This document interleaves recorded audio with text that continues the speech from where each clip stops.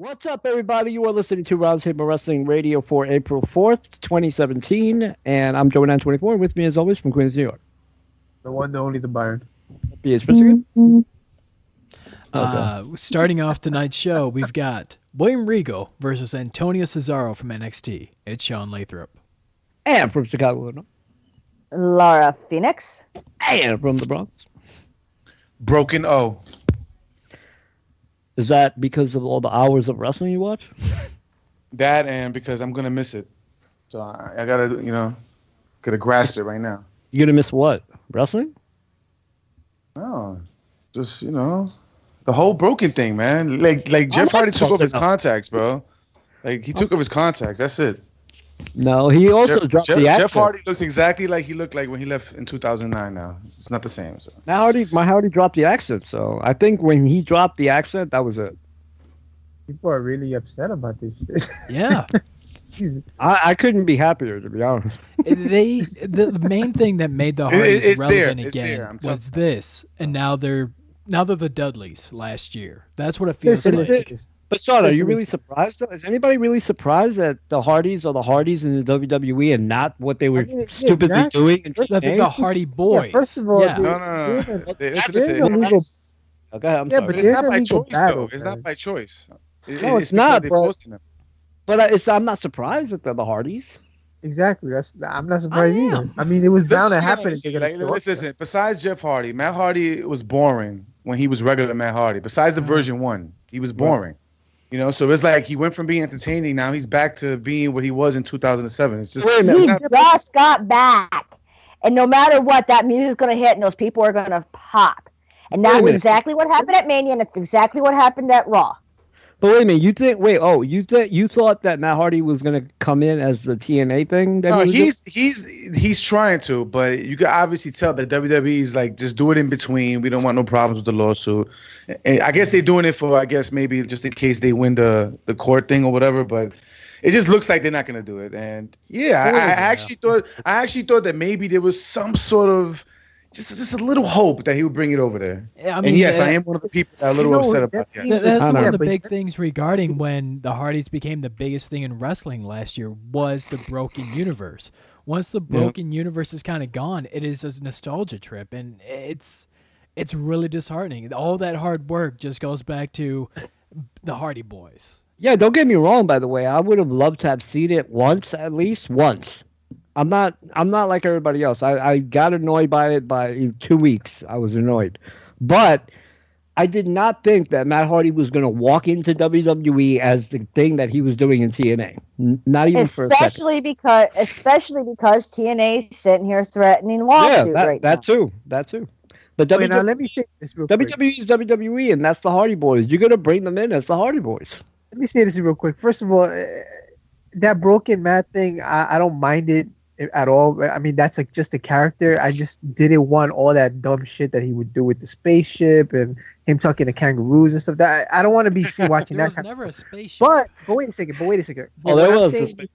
But what I'm saying is, him being with the WWE gives him a little bit more power to try to fight for that character, so he could win it back. That's if WWE even wants that.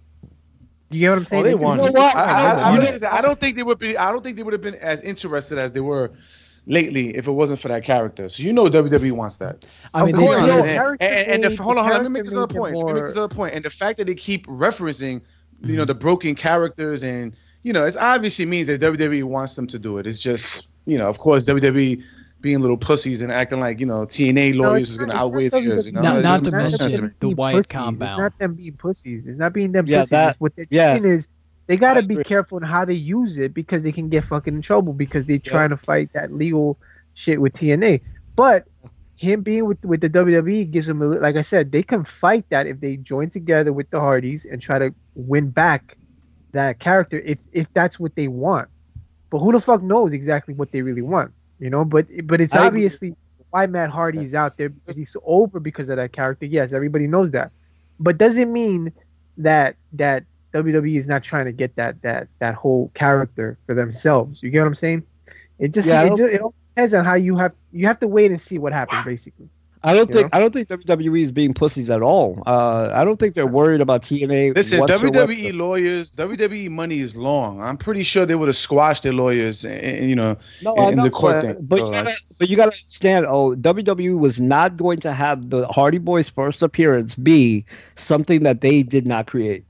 It wasn't going to happen. So why would they? But hold up. But why would they reference it? I mean, Michael Cole said about things is about to get broken. They're referencing it. Because I'll tell you why. I'll tell you why. Number one, like I just said, they're not going to bring them back. I'm just talking about the initial, WrestleMania moment. I think after. Do you hear me? Yes. Yeah. Okay, good. I could definitely fucking hang up this shit. Hold on. Sorry. Yeah. After, we're not live or anything. Oh, okay. Yeah. Watch your foot. I think after Sorry. I think after a while, when the dust settles from their initial comeback, I think you will see Matt Hardy turn on Jeff and start doing something similar. I don't know if it's going to be exact because they obviously have to fix that up, but he's going to do it. WWE's aware of it. Like you said, they mentioned it. They referenced it. The fans obviously chanted it. But they were not going to come back as Matt Hardy's crazy lunatic character. That was not going to happen ever. Jeff Hardy. Let them work into it for one. Yeah. I mean, first of all, he is doing it little by little. You know what I mean? Little by little. But I will say this one thing, man. I mean, I know we're gonna review the pay-per-view. Maybe I should just wait till we get to that match. But I just want to say really quickly because there's obviously a lot of things that we can talk about. So very quickly, the first like 8 hours of fucking wrestling, man. Jesus Christ! It's more than that. That was just WrestleMania. Yeah, but that Hall of Fame. Wait till we talk about that Hall of Fame, bro. Wait. Which one of you guys here actually sat there 8 hours in front of their TV to watch fucking wrestling? Yeah. I did. Well, I missed the pre-show, but I saw the matches in the pre-show, but I was on the computer, so every time I heard a music hit, but yes, I lived through that shit. I lived through the whole Hall of Fame, bro. Bro. By the time the Hall of Fame was over, I grew a beard. You know, that's how long it was. Okay, first of all, back away from the mic, number one. I mean, you look back at this past weekend, we had 4 hours from the Hall of Fame. About another 3 hours from Takeover, so 7 so far. 8 hours from frickin' WrestleMania, so there's 15. Throw on an additional, 3 hours? 3 hours from Raw, and then another 2 hours tonight SmackDown. Yeah. And if you chose to, like I did, which is stupid or crazy out of me, Supercard of Honor as well on Saturday. It's been psychotic. And by the way, the 4 hours of the Hall of Fame, that was just Beth Phoenix. The dude that got the Warrior Award went longer than Beth. No. But you know what, Beth? You know what? That guy from the Warrior Award will never ever be having that opportunity ever again. So I understand that. Beth Phoenix had the best speech though out of everybody there. Oh yeah, I had to see that shit. So. I don't know. I enjoyed Teddy Long's speech, man. It was short. It was sweet. He acknowledged that everybody was talking too much. No. Teddy Long, he was the least. What are you talking about? No, I'm just saying. Actually, the shortest was the headliner. Yeah. Exactly. Yeah. And by the way, that's what bothered me about it. Other people going long. Listen, as far as people complaining about people going long at the Hall of Fame, this is their one night and probably their last time. You don't understand. You don't understand. I do. I watched it. If you're getting the award, fine. You want to have a nice little lengthy speech, okay, fine. But the person that's inducting you do not have to be there as long as you or even more. You know what I mean? Let me explain. Wait. By the time the second inductee was over, it was an hour and a half that passed. I get what you're saying, but let me explain something. This wasn't something that they initially aired. This is something that they decided to air because people might want to watch it. This is a night for them. This is not a night for us. I understand it, but why does the person that's inducting has to talk so long? And then it's like the person that's inducting the Hall of Famer, they say the same story. Their farewell. Yeah, I don't mind that at all. I really don't. Hey, listen, but they breaking down the person's career for that person to come out and do the same thing. It makes no sense. I agree. I agree with what you're saying in the sense of that part. Yes, that they say similar things. But as far as the length, it doesn't bother me because this is their night. They're going into the Hall of Fame. Michael Jordan stood in front of the Basketball Hall of Fame and spoke for like 40, 50 minutes. Talking about the person that's inducted them. The person that's inducted. Oh, I know. But hey, you know what though? Here's the thing though, and I said this Friday fucking night. A freaking Jim Cornette could have gone on and on and on. I could have done. I mean, I respect the shit out of the Rock and Roll Express. Don't get me wrong, but fucking Cornette was gold. I liked the Rock and Roll Express. They were drunk, they were high off coke, and they were fucking entertaining to me, if you ask me. I don't know. They were still being deleted. It was great. But no, because I saw that, you know, and I knew that people were going to say that about the Hall of Fame. But again, the Hall of Fame is for them. It's not really for us, you know. So if you decide to watch, listen, there's been Hall of Fames where people have done that every year. There's going to be one or two. Felt exactly what I felt like. He was sleeping almost. Yeah, well, I mean, it's the Hall of Fame. I don't know what people are expecting at the Hall of Fame, but whatever it is, you got to get it out of your mind. I did enjoy the fact that every time they showed Roman Reigns, for whatever reason, got booed out of the damn building. Oh, by the way, thank you for reminding me. Now, I get, and we'll talk about this, obviously, because this is a major story, but when you're at the Hall of Fame, I think that you should stop doing stuff like that because it's stupid. I'm sorry. It makes sense when you're like when they mention the future is Sasha Banks, cut to Sasha. The future, I had great moments with Booker T, cut to Booker T. That makes sense. No, I know, but I'm just saying. I'm not talking about the cutting. I'm talking about the fans booing someone at the Hall. Being the disrespectful thing. It's the Hall. Oh no, that made the Hall of Fame entertaining to me, man. That shit woke me up from my little cat nap. People go to the Hall of Fame like they're gonna see a wrestling event, and it's a Hall of Fame. That's what it's done.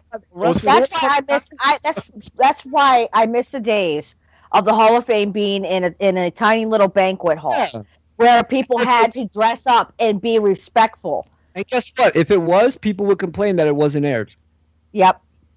Listen, man, I don't care about the Hall of Famers. The people inducting need to shut up, man. Just, hey, save 10 minutes. That's it. Not 30 minutes. I'm just saying for myself, I don't get booing people at the Hall of Fame for any reason whatsoever. I don't get that. It's the Hall of Fame. Let it go for one night. You're going to be in Orlando probably for the next 2 nights. Just let it go. When you bring him in, that's the best part. He's sitting there at the Hall of Fame. That's real. That's real emotion. You can't mask that. But it's like the Hall of Fame. They shouldn't have even invited him. It's stupidity. It's stupidity. Let me tell you something. First of all, the crowd really makes an event no matter what. Even if they boo or they cheer, it just makes everything just more entertaining to watch, man. If I was to watch the fucking Hall of Fame and nobody's cheering or booing, and it would just be quiet and everybody's just applauding, it's gonna be just kind of lame. I'm just hearing everybody just talking shit, and I would like to see some kind of interaction with the crowd and booing like fucking Roman. But Byron, that's not a wrestling event. I know, but it's still something that I'm watching. It's still something that I'm watching that has something to do with wrestling. No matter what, it's part of wrestling. They have a crowd there, so I enjoy it with the crowd. I'd rather see a crowd that has nothing to do with backstage stuff. They're just watching the event, and it's like us sitting here. We're watching something. We're like, damn, he won. Fuck. Yeah. We don't like except it's not that. It's a Hall of Fame.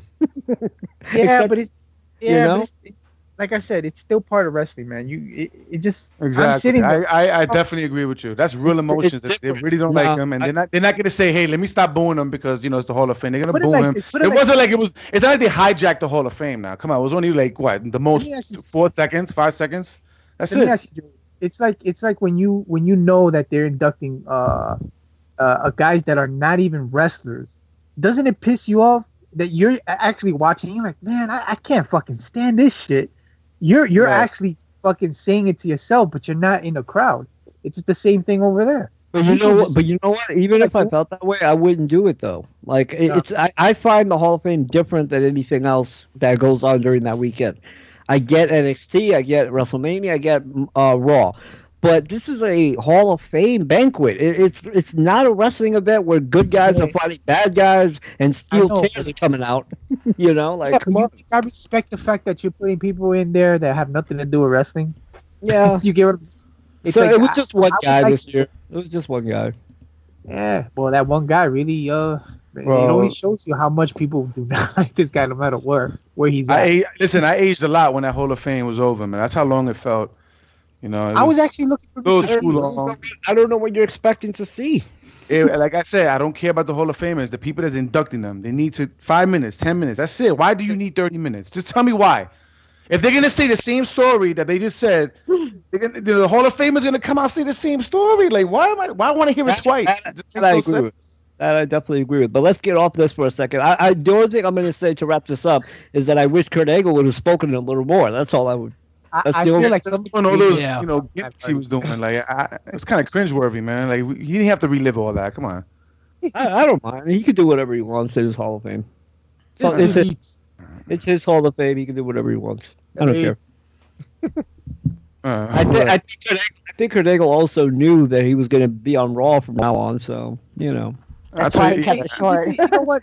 For whatever minute he was up there, Thank God. He was up there. He actually did a good job. He actually sang. He actually kind of said a lot of cool things from old school. What made him so popular? What made him stand out as a character and all that shit. It was cool to see that. So, me too. But it was short. I agree. He should have had it a little bit longer. But exactly. But then again, I don't mind the amount of time he had up there. He said what he had to say and he got out of it. So it was That's fine. True. That's true. On to the next night for NXT. Now, I'm going to let you guys say what you want to say. I just want to say one thing about NXT because I wasn't... No, it didn't suck. Quite the contrary, actually. No, I was just saying. I know a lot of people, there's a lot of stuff that we saw this weekend, so things intertwine with one another. You kind of forget about certain things. But for me personally, and I'm just speaking for myself, I absolutely loved Nakamura and Rude in terms of their match because it was old school. They told a story. It had psychology. I know a lot of people don't like matches like that. I get that. They want, faster paced and all that. Me, I tend to like everything that wrestling has to offer. And I thought in terms of psychologically, an outstanding psychological match, Nakamura and Bobby Roode told that story. They did it the first time. I like this match even more. And that's all I have to say. Bobby Roode is an absolute star. I knew that from way back, obviously, in TNA days. But I loved it. I loved the Nakamura Bobby Roode. That made Bobby Roode into another level on Saturday. Okay. My highlight was the tag team match. I absolutely love that tag team match. I think that was probably the best match of the weekend, to be honest with you. It was a really great match. It was a great match, but from my standpoint, I'm sorry you get put through a fucking table and it was just like, I got so annoyed with the Authors of Pain. I didn't think they deserved to come out with those straps because let's call it what it is. DIY and the Revival were the fucking workhorses of that match. Oh, they were. But it was just, David versus Goliath, a bunch of them just being on the big man. I actually liked that. I loved the double submission. I thought it was just great. It was beautifully done. The ending, I didn't really care too much for because it's like they did, all that to the Authors of Pain, and they just got up and just won. That's what it just seemed like to me, By the way, that's a problem with a lot of matches going on right now. I don't like that. Yeah, I agree. Yeah, Sean, did you watch NXT at all? Yes, I did. Because I know you said Ring of Honor. Oh, okay. Yeah, they went head to head. I had to really catch up with Ring of Honor so far. I still got quite a few Ring of Honor matches to watch. But the big thing with that tag team match I loved was not just... I know you guys are saying how crappy it is to see the Authors of Pain win and they're so unstoppable. But the fact that you saw these two teams that are such enemies with Revival and DIY teaming up, working together. That was the great part. It was a fantastic story between those two teams and against the Authors, and made the Authors look like $1 million. The Authors might be one of the few guys and few teams out there, either way you want to say it, that has legit heel heat. Not this, you're a heel but I love you, or you're a face I can't stand you heat. Yeah, I agree. That's true. And it seems like the little people jumping the big people was the theme of the weekend. As we go on to talk about WrestleMania, but yeah. Does anybody else have anything to say about NXT? Because I liked NXT, but Nakamura and Bobby Roode was the main event for a reason, and I think that was the best. I'll be honest with you. I actually was going to watch it. I watched the beginning when Triple H said what he had to say, and then I started watching it, and then I just tuned in for the last match. I'm just being honest. The last match was good. It could have been a little bit more fast paced. You missed a great show, though. I heard. From the 6-man match was pretty damn good. Oh no, I'm sorry, not the 6-man match. 8-person. The 8-person match, and Aleister Black and Sienna Almas. Holy crap! Oh my God, those two freaking Black. Holy shit, that dude impressed the hell out of me. You know why I didn't really tune into the whole show? It's probably due to the fact that a lot of the guys aren't there anymore. That actually were entertaining me at the time when I was watching NXT, and I would tune in. But a lot of those guys aren't there. A lot of them just jumped ship already to the main roster. So a lot of the new guys there, I'm not really familiar with. So I have tag team. But the tag team, the main event, and Asuka, they didn't want you to see it because that's what sold me, to be honest with you. But the Asuka, those 3 men, Asuka, the main event, and the tag team. You know what? To be honest, I didn't think Asuka did all that well with Ember Moon. To be honest, I heard he was interested that match. It came across. It was choppy. It was very choppy. But I'm sorry, but I rather it had that match than having to put up with fucking Billy Kay and Peyton Royce, who were on the pre-show just fucking taking up oxygen. Yeah, and I have to say something about Ember Moon. She's a good wrestler. I cannot stand her gimmick. I don't like her look. I don't. It's horrible. How many guys actually have in NXT? What the hell is going on with? What don't you like about her? Her character is so WCW '93. Yes. How you have a blue it's just my friend. By the way, my friend actually knows Ember Moon, and he was telling me that when he was in Ohio, which is where he's from. That she was completely, different. That she was like a real wrestler, like Mickey James or something like. That's the example he gave. And when he saw her, because he doesn't watch NXT, and we were watching it together, and he was like, "Oh my God, I know that girl!" Like he actually knows her. He was like, "What is up with those contacts? What is up with the gimmick, basically?" And it just makes it corny. It makes it corny. She looks like do you guys remember in the Mortal Kombat the one with the really really long hair and what? Yeah. She looks like her, the Sindel. That's a '93 type of WCW. We had Glacier, who's what the fuck whatever he was, and now we got Ember Moon. Let me ask you a question: how many dark gimmicks does NXT have? I feel like they kind of overdoing it with it, or is it just me? Like I see all these dark gimmicks. There's only one dark gimmick going on right now. Which one? So what's Ember Moon? Ember Moon's not that's a dark gimmick. But she's not a heel. It's a dark gimmick by default. Yes, like just being dark. Like she's dark. The other person came out like a vampire. Dark gimmick. You know what I'm saying? Even the Drifter is kind of dark in a way when he comes out with the. Okay, the Drifter's not in NXT anymore though. He lost in a loser leaves NXT match to Cassius. It was somebody else. There was somebody else on during the pay-per-view. Isn't the Authors of Pain kind of dark as well? No, but I mean dark like. No, they're more militant. Like they're just some sort of like devil worshiper or something. I don't know. Like, they got like 3 or 4 gimmicks like that NXT. I feel like they're overdoing it with it. Sanity is about as close as you're gonna get as far as Sanity. There we go. Another one. Ember Moon, Sanity, the guy who came out like a vampire. Like, how many of these gimmicks we gonna have? Yeah. The problem is, like, people are okay with Sanity, but Ember Moon is straight out of '93, and you can't pull that off today. I'm sorry, you can't. You're not Mark Calloway, and this is not 1990. And the same side, Aleister Black absolutely pulled the hell out of that. The way he did that backflip and just kind of kneeled down. He landed on his feet and dropped into an Indian style. Dude, Aleister Black, man, he's going to be something huge. I can feel that after that match. So yeah, I mean, again, we talked about this last week, by the way. NXT, like Byron said, they don't have who they used to have. We have to kind of recharge. Drew McIntyre. Drew motherfucking McIntyre.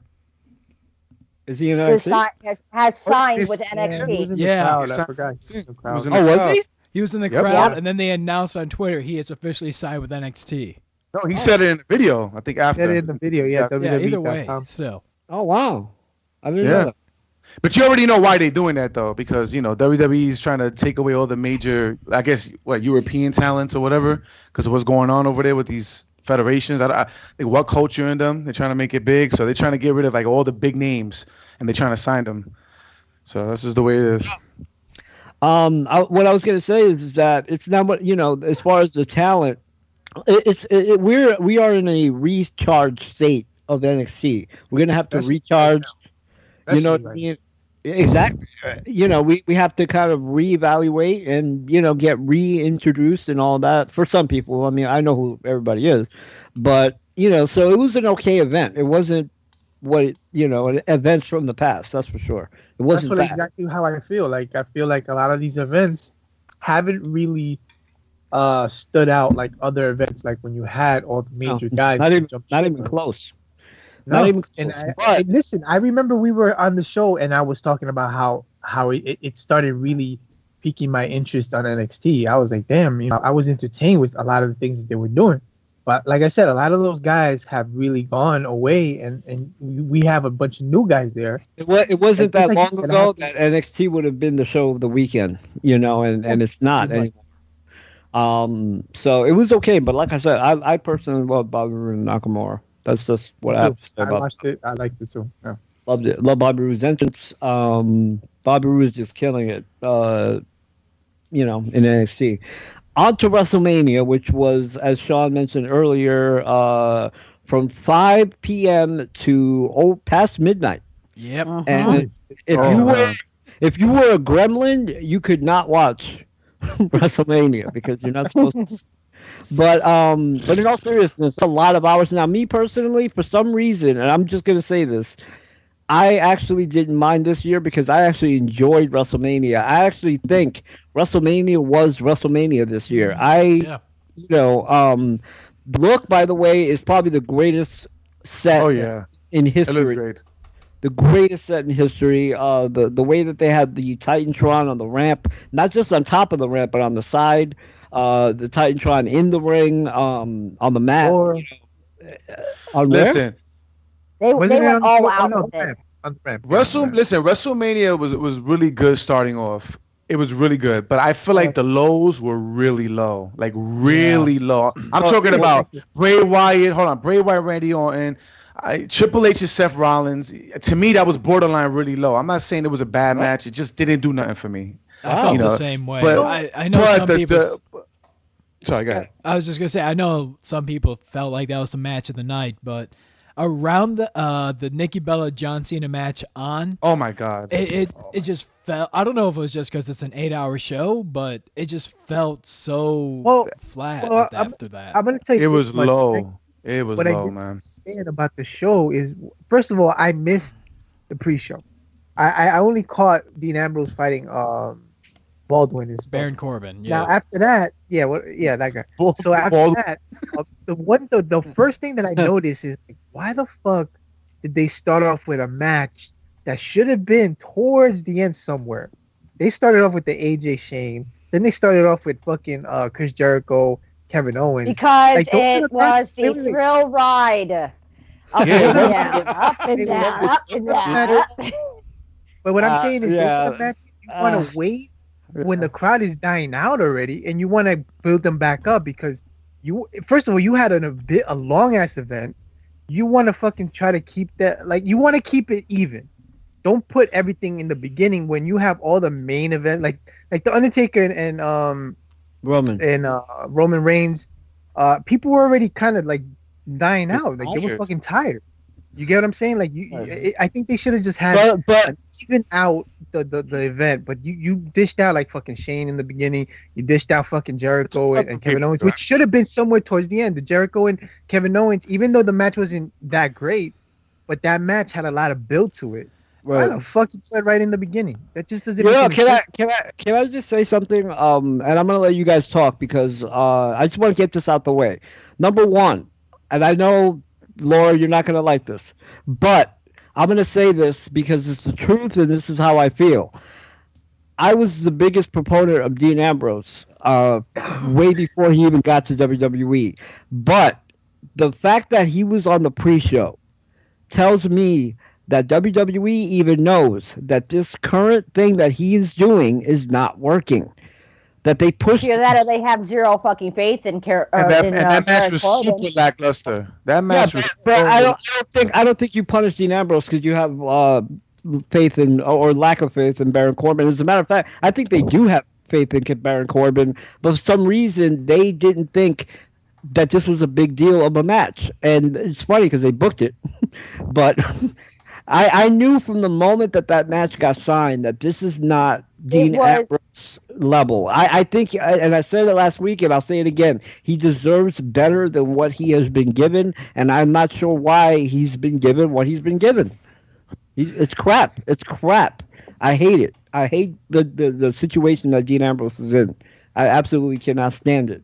The fact I was just like, what? This is on the pre-show? Like, really?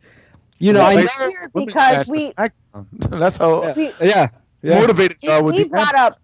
We brought up the one thing that was brought up when because we missed the pre-show completely. So what I found out that in the pre-show, you know, there was still the cruiserweight match. There was the battle royal, and then the final match that got thrown in instead of the women's match was the IC match. I'm just kind of like going, you know, that's kind of a slap in the face to not only Ambrose but to the Intercontinental title that has such a vast history.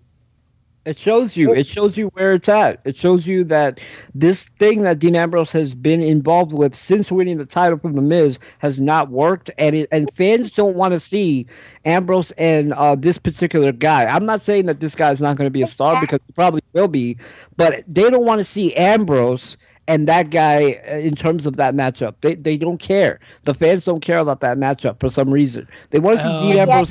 They're still continuing on with it, though. I know. I will say the match on SmackDown tonight was pretty damn awesome, though. Yeah, it was. That was tonight. What happened on Sunday? Like, you know, how you can have a great match when it don't count? It just don't make no sense. You know what it is?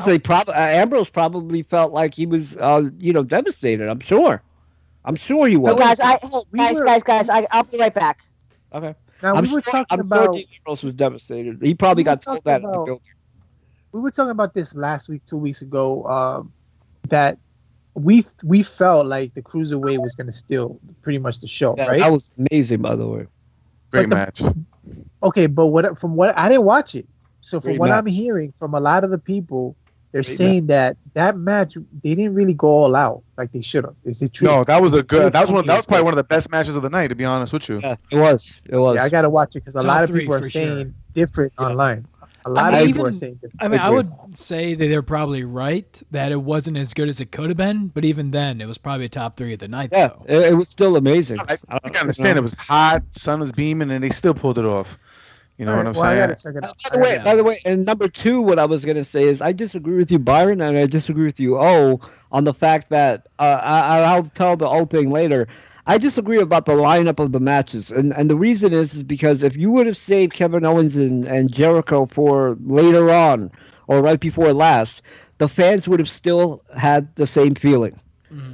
You know what I mean? Maybe you're right. But I'm just saying it just. If they're sitting there, I know I'm tired watching it from my own house. I know how it feels to sit there for hours and hours. So I think the fact that they had Jericho and Owens first is because they wanted the crowd to be in there, and they were in there.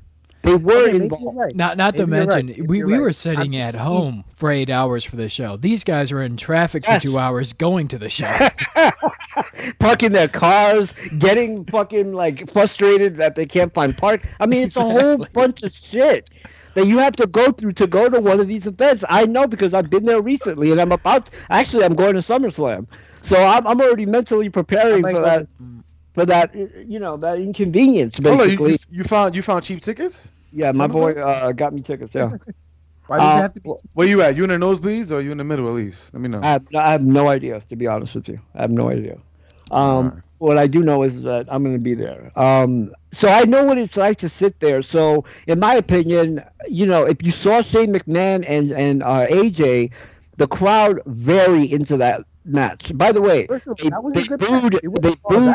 they booed Shane McMahon. I don't know if you noticed that. Yeah. Oh yeah.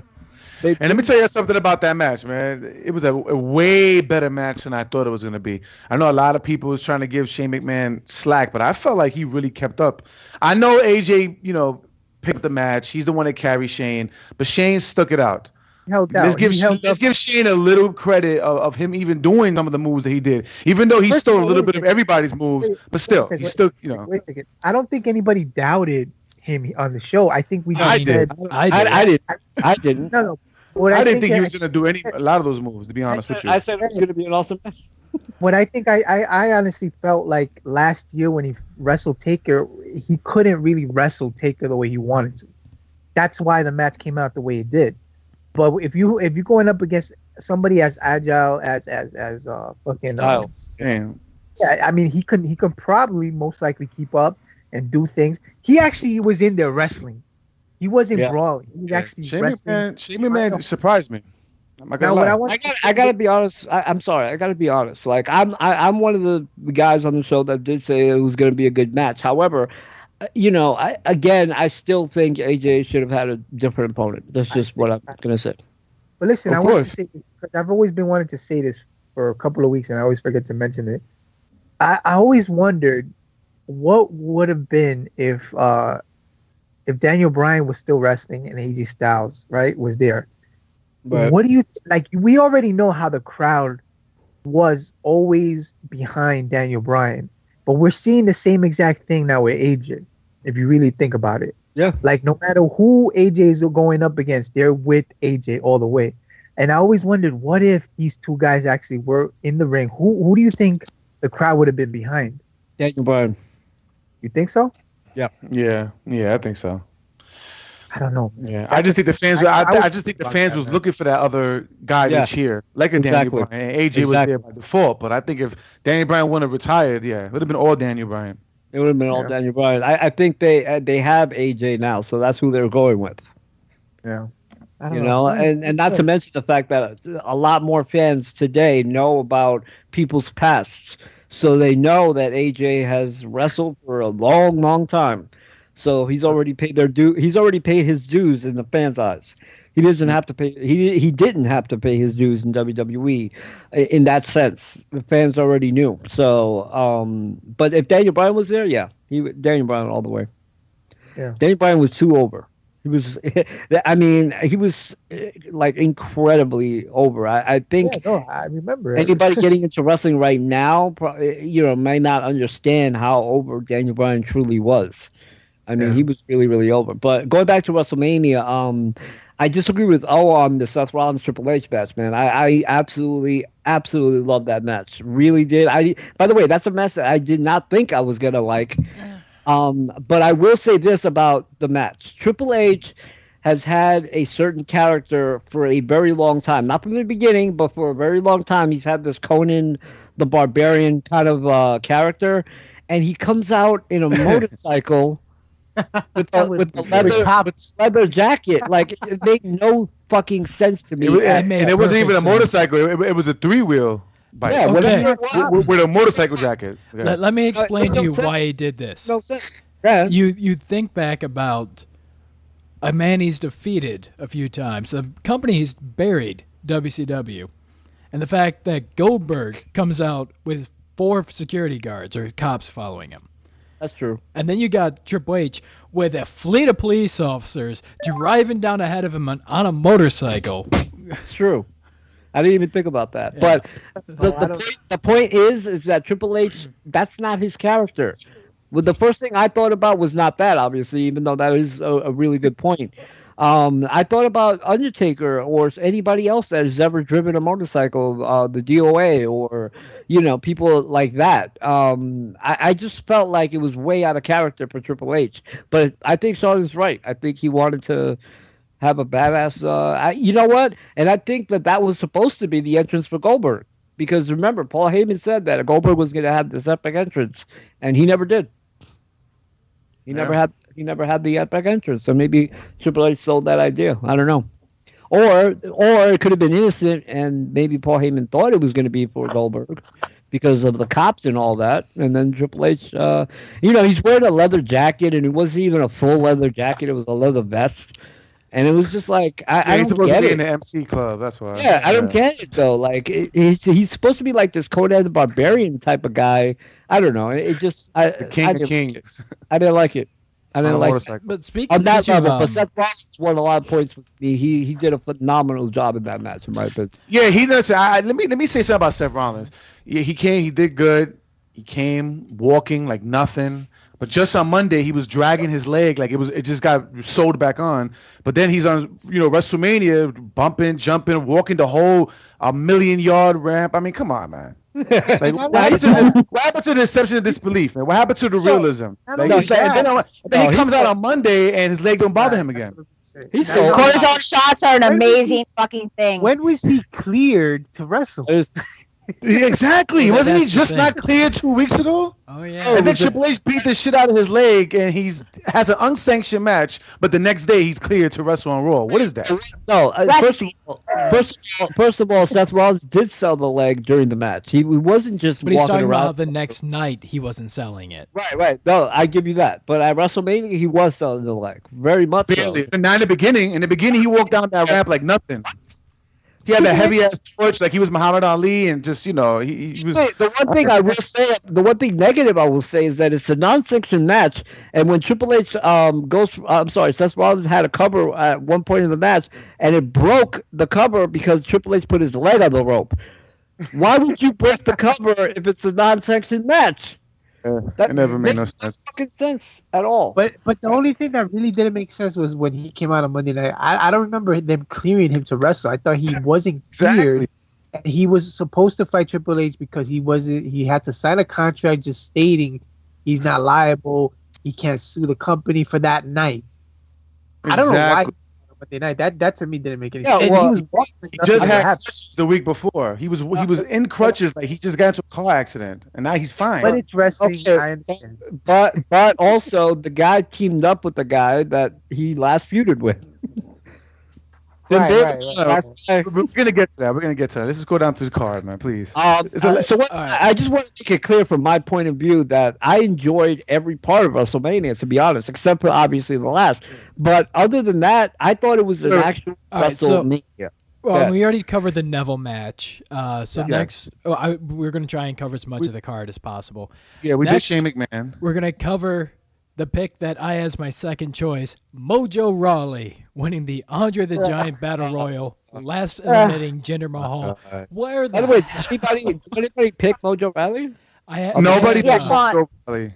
No, Sean said Sami Zayn. All right, let's not. I said Sami Zayn or Mojo Rawley, to be fair. But we were saying it in a joking way, though. It's true. Exactly. Nobody really thought. And let's be honest, man. What the hell did they do? And I know this is only 2 times, but what did they do to Braun Strowman? Why did he have to get eliminated in 2 minutes? Yeah. I don't know, man. They blew that whole Big Show Braun Strowman thing right at the beginning, man. No, they brought Braun Strowman. He just lost to Roman Reigns. Why did he not win that match? Why did he have to be the first one eliminated? The first one. I think WrestleMania was so predictable that they wanted to do something completely unpredictable. That's what I think. Gronk. Then you know what I said to myself? All right, Braun's going to come out during the pay-per-view. He's going to cause havoc. He did not show up at all. It was like, if one guy that was not on the pay-per-view that should have been there, it was Braun Strowman, and they blew it. Actually, if there's one guy that should have been there, it should have been Samoa Joe. Yeah, Samoa Joe wasn't booked in anything. I think Braun Strowman more than Samoa Joe, to be honest with you. Really? I mean, the run that he had the last couple months, yes. Before Braun the was at Roman Reigns least in the Battle Royal. Samoa Joe wasn't nothing. He was in a pre-show Battle Royal. He was one of the first people that got eliminated. Yeah, but Sean's right though. But Sean's right though. He did something. Samoa Joe did nothing. Nothing. He didn't do nothing. He wasn't on the card at all. At all. Not even interference. Not even a backstage promo. Now, by the way, I will give you guys credit for saying that Samoa Joe is Kevin Owens' lackey, because last night was ridiculous. We told you, and it was just not because we saw it right away. You just have that feeling. You have that feeling like this guy is just in the shadows. You get that feeling. See what happens. So we're up to Kevin Owens and Jericho, which was another, in my opinion, a really outstanding match. Really WrestleMania match. It wasn't outstanding, bro. It was okay. I say outstanding. And for a guy that's 46 years old, I say outstanding. I've seen him do better recently. I've seen them both I wasn't into the match, man, at all. I thought it was kind of like it was a letdown to me, man. I swear, I thought they were going to do a better job than that shit. Considering how much of a story they had to really build into this, it just felt like it was a match between two guys that never wrestled or never met before in their life. It felt very normal to me versus the final showdown. It didn't have that feeling. Yeah, it's like Sean just said. It just, I don't know. It just didn't hold up. People who don't like each other fighting, like it was no history. I just don't like you. Exactly. Yeah. Let's fight. It was a great match as far as a match goes, but for what it could have been, it felt like it just missed a bit. I don't know. I was impressed with Jericho. Well, Laura, what do you think, Laura? Yeah, I enjoyed the match, but like I said, just came off kind of meh. Flat. Yeah, like I was hoping that match would steal the show, and it didn't.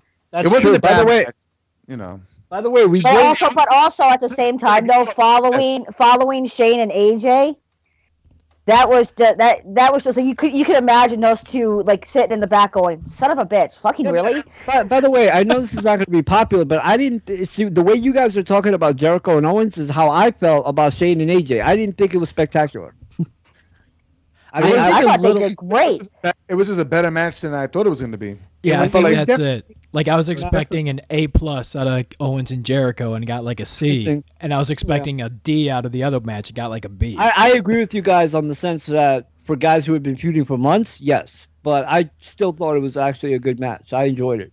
But Shane and AJ, I thought it was going to be much better than that, to be honest. My expectations were higher for that match. But what's after Owens and Jericho? We had, which is weird because we were talking about how Triple H had his big monster entrance. But this was the only other match that featured kind of crazy entrances. The Raw Women's match, Bayley, Charlotte, Sasha, and Nia Jax. That by the way, this is another match that, by the way, we all called exactly what happened. Nia Jax got eliminated first, and then the three girls. But to me, I thought that this was going to be spectacular, and I was personally let down by this match. Yeah, the highlight of the match was Charlotte Flair's moonsault, the corkscrew. Other than that, it was. I don't remember nothing else, to be honest with you. I remember the back suplex. Except Nia Jackson was dying when they German suplexed her. Yeah, that was badass. Yeah, I was disappointed with that match. I'll be honest with you. I didn't even bother watching it. Like, I didn't think it was like I wasn't really like. You know what I'm saying? Like it didn't gravitate me to. You know what's funny? Byron was into the SmackDown women's match more than he was for the Raw. I was, and I actually tuned into that one. To be honest with you, I did watch. It's funny because like I sat here and I was watching it. And once Nia got eliminated, I went, okay, cool. We got the 3-1. Let's go. Exactly. And they kind of brought it, and then I was just like, okay. I didn't like the finish either. Like. I don't know, like I thought like you should do more than Charlotte. I mean, she's been on top for almost like a year and a half. You couldn't beat her, but now you could beat her with an elbow. Like I don't know, man. Like that bothered me. You should have done. No, it's not an elbow. It's supposed to be the Macho Man 30th anniversary elbow. Yeah, I know, but it's not the elbow per se. It's the fact. Imagine that's what they call it every time now. You should have done more. You should have done more to beat Charlotte at WrestleMania. It's just the way I would have done it. But again, a little bit of a letdown. But I get it. You know, at that point they probably started rushing. But let's be honest. Yeah, no, they rushed before the match. I mean, that would have been a perfect time to give Bayley the belt. Some sort of shock factor, you know, the crowd would have been really behind. If Charlotte was undefeated, it probably would have been a far better match, but it was still entertaining as hell. And it would have been memorable, and they would have been more invested into the match. They would have been every 2 count, near fall. They would have been invested. I was saying that from the get-go, that should have been the rest of the moment. Yeah, we all did, but like it was just so obvious of the match by looking at it. Like, the crowd was just like, why are we even watching this now? It's not even as important as it was, a couple months ago. Yeah, Bayley, they wasted that Bayley moment, man. They wasted it. Going into the next match, needless to say, this was probably the biggest moment of WrestleMania and perhaps the biggest moment of the weekend. The Hardy Boys defeating the Club, Enzo and Cass, and Cesaro and Sheamus. Can I just say something? I know I'm probably the stupidest person on earth, and I don't go on the internet. So when the New Day came out and said, "You guys, that there was going to be another team," I really thought it was the New Day. I really did. I did too at first. I think everybody did because of the way they set it up. A lot of people were talking. And they came out in gear. Yeah, I didn't even know. I didn't even know Hardys. Put it like this: I didn't even know that Hardys were supposed to be there either. But they weren't. Let's talk about it that same day. So, but to be honest with you, watching the show, I totally forgot about them at some point. Mm-hmm. They came out and they did such a great job to make it seem it's them that I think a lot of people totally forgot about the Hardys at that point. And you know what it was? Because the crowd knew. Yeah, but the reason why, from what I understand, Jeff Hardy and Matt Hardy was in the truck the whole day. As a matter of fact, I think yes, they were. They said they were. Jeff Hardy was resting the whole day. He said because he was injured from the day before of the Ring of Honor match. They said it on Raw Talk that they were hiding the entire day, and I forgot what Matt Hardy said. Hotel though, not in the car. No, they said they were. The only reason why I knew they were going to be at WrestleMania was because somebody had took a picture of Senior Benjamin and Ribby Sky shopping somewhere buying WWE gear, and they had posted it on Twitter, and that's how basically everybody knew that Hardy was going to show up. So yeah, I don't ever have that problem because I don't go on the internet on the weekend. Well, that wasn't. I didn't see that story at all, and I was on the internet. Did I? Yeah, I didn't either. Yeah, they posted in a group. I didn't see that. I mean, the big thing about it, especially if you did end up seeing the Young Bucks versus Hardy's ladder match, they whooped the shit out of each other. Right? I think they went through 87 chairs, 87 tables, I should say. About every ladder in existence was dead. I mean, it's not crazy to think they were in the area because they were in the area with Lakeside, Florida. By the way, another thing on Thursday, Matt Hardy went out of his way, by the way, to say that we do not have WWE contracts. We're still the Ring of Honor, and that's where I left it in my mind. Honestly, that's where I left it. So when they came out, I really was shocked. I was shocked because I wasn't thinking about it at all. I was shocked too. I'm not gonna lie. I was basically thrown off. With the New Day, the New Days listen. I wasn't paying attention to the crowd when they were saying the lead and all that shit. I totally couldn't even understand what the fuck they were saying at that point. But I know when they first came out, the New Day, I was like, okay, so they're gonna come out there and they're gonna be the next guys. But when you see Kofi kind of moving slow, I was like, wait a second, and then boom, the music hits. I was like, holy shit! I actually preferred being surprised. I'm glad I was surprised. I wasn't fucking on the line. I wasn't online at all.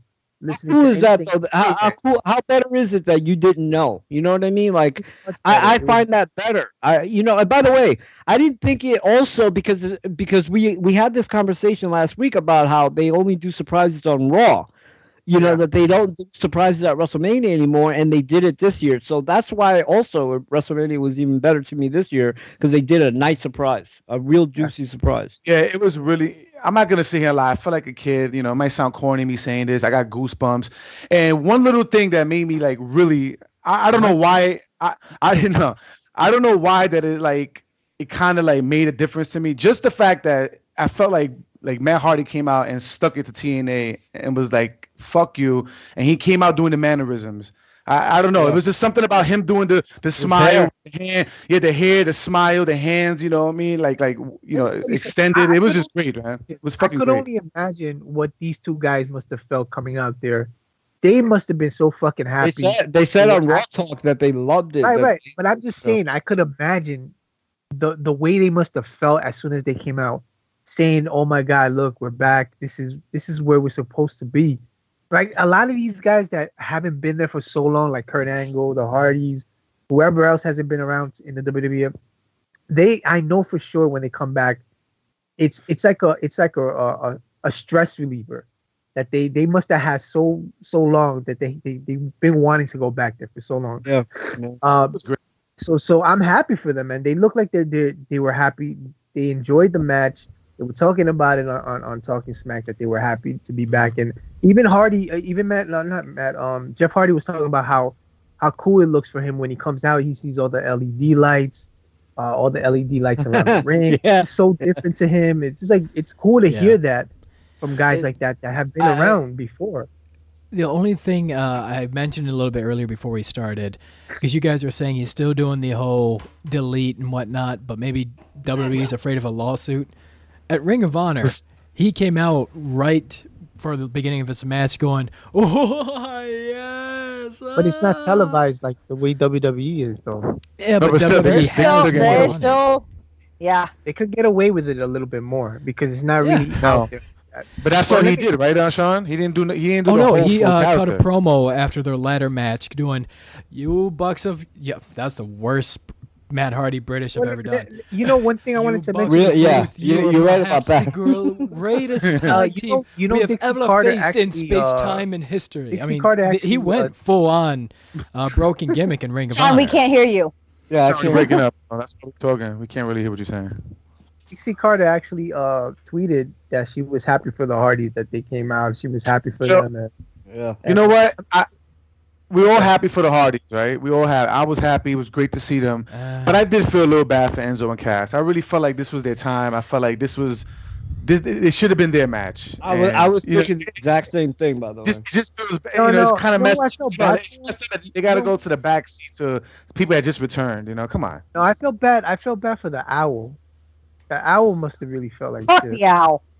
Care about the Owl, man. Enzo and Cass, that should have been their moment. You know what I'm saying? True. That's true. Not the Hardys.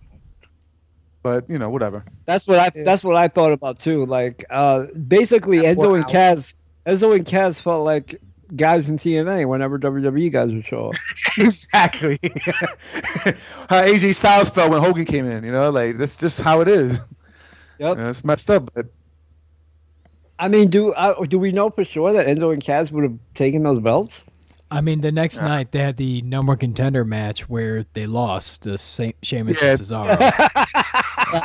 Yeah, but they're losing. Awesome promo by Enzo, by the way. Awesome promo backstage. They're losing because of the fact that they're going to SmackDown. That's why all these people that are losing right now, like Charlotte, Enzo, and them, they're all going to SmackDown. Charlotte is going to SmackDown. That's why she lost so badly on Raw. She's going to SmackDown. That was a seal in the coffin for her. At first, I was saying to myself, damn, they're going to bury, Charlotte just to get her out of title contention. But, yeah, it's pretty obvious she's going to SmackDown. But still, Enzo and Cass, after a great promo on Monday, too, and they lost again. Well, if she is going to SmackDown, then I feel sorry for Naomi. Listen, I cannot wait to see a promo with Charlotte and this girl. What's her name? Alexa Bliss. Oh, my God. I cannot wait to hear a fucking promo between them two. Charlotte would eat her alive. Then again, wait a minute. I don't know. Because Alexa Bliss is kind of like a snob, She's pretty good at that. So after the Hardy Boys won the tag team titles, that was awesome. Enzo and Cass got fucked. What's the next match? Did they? Jesus. We had Nikki Bella and John Cena defeating Maurice and The Miz. Now this is build up whack match. This is the low point of the WrestleMania, in my opinion. Low point. By the way, I hate to say that.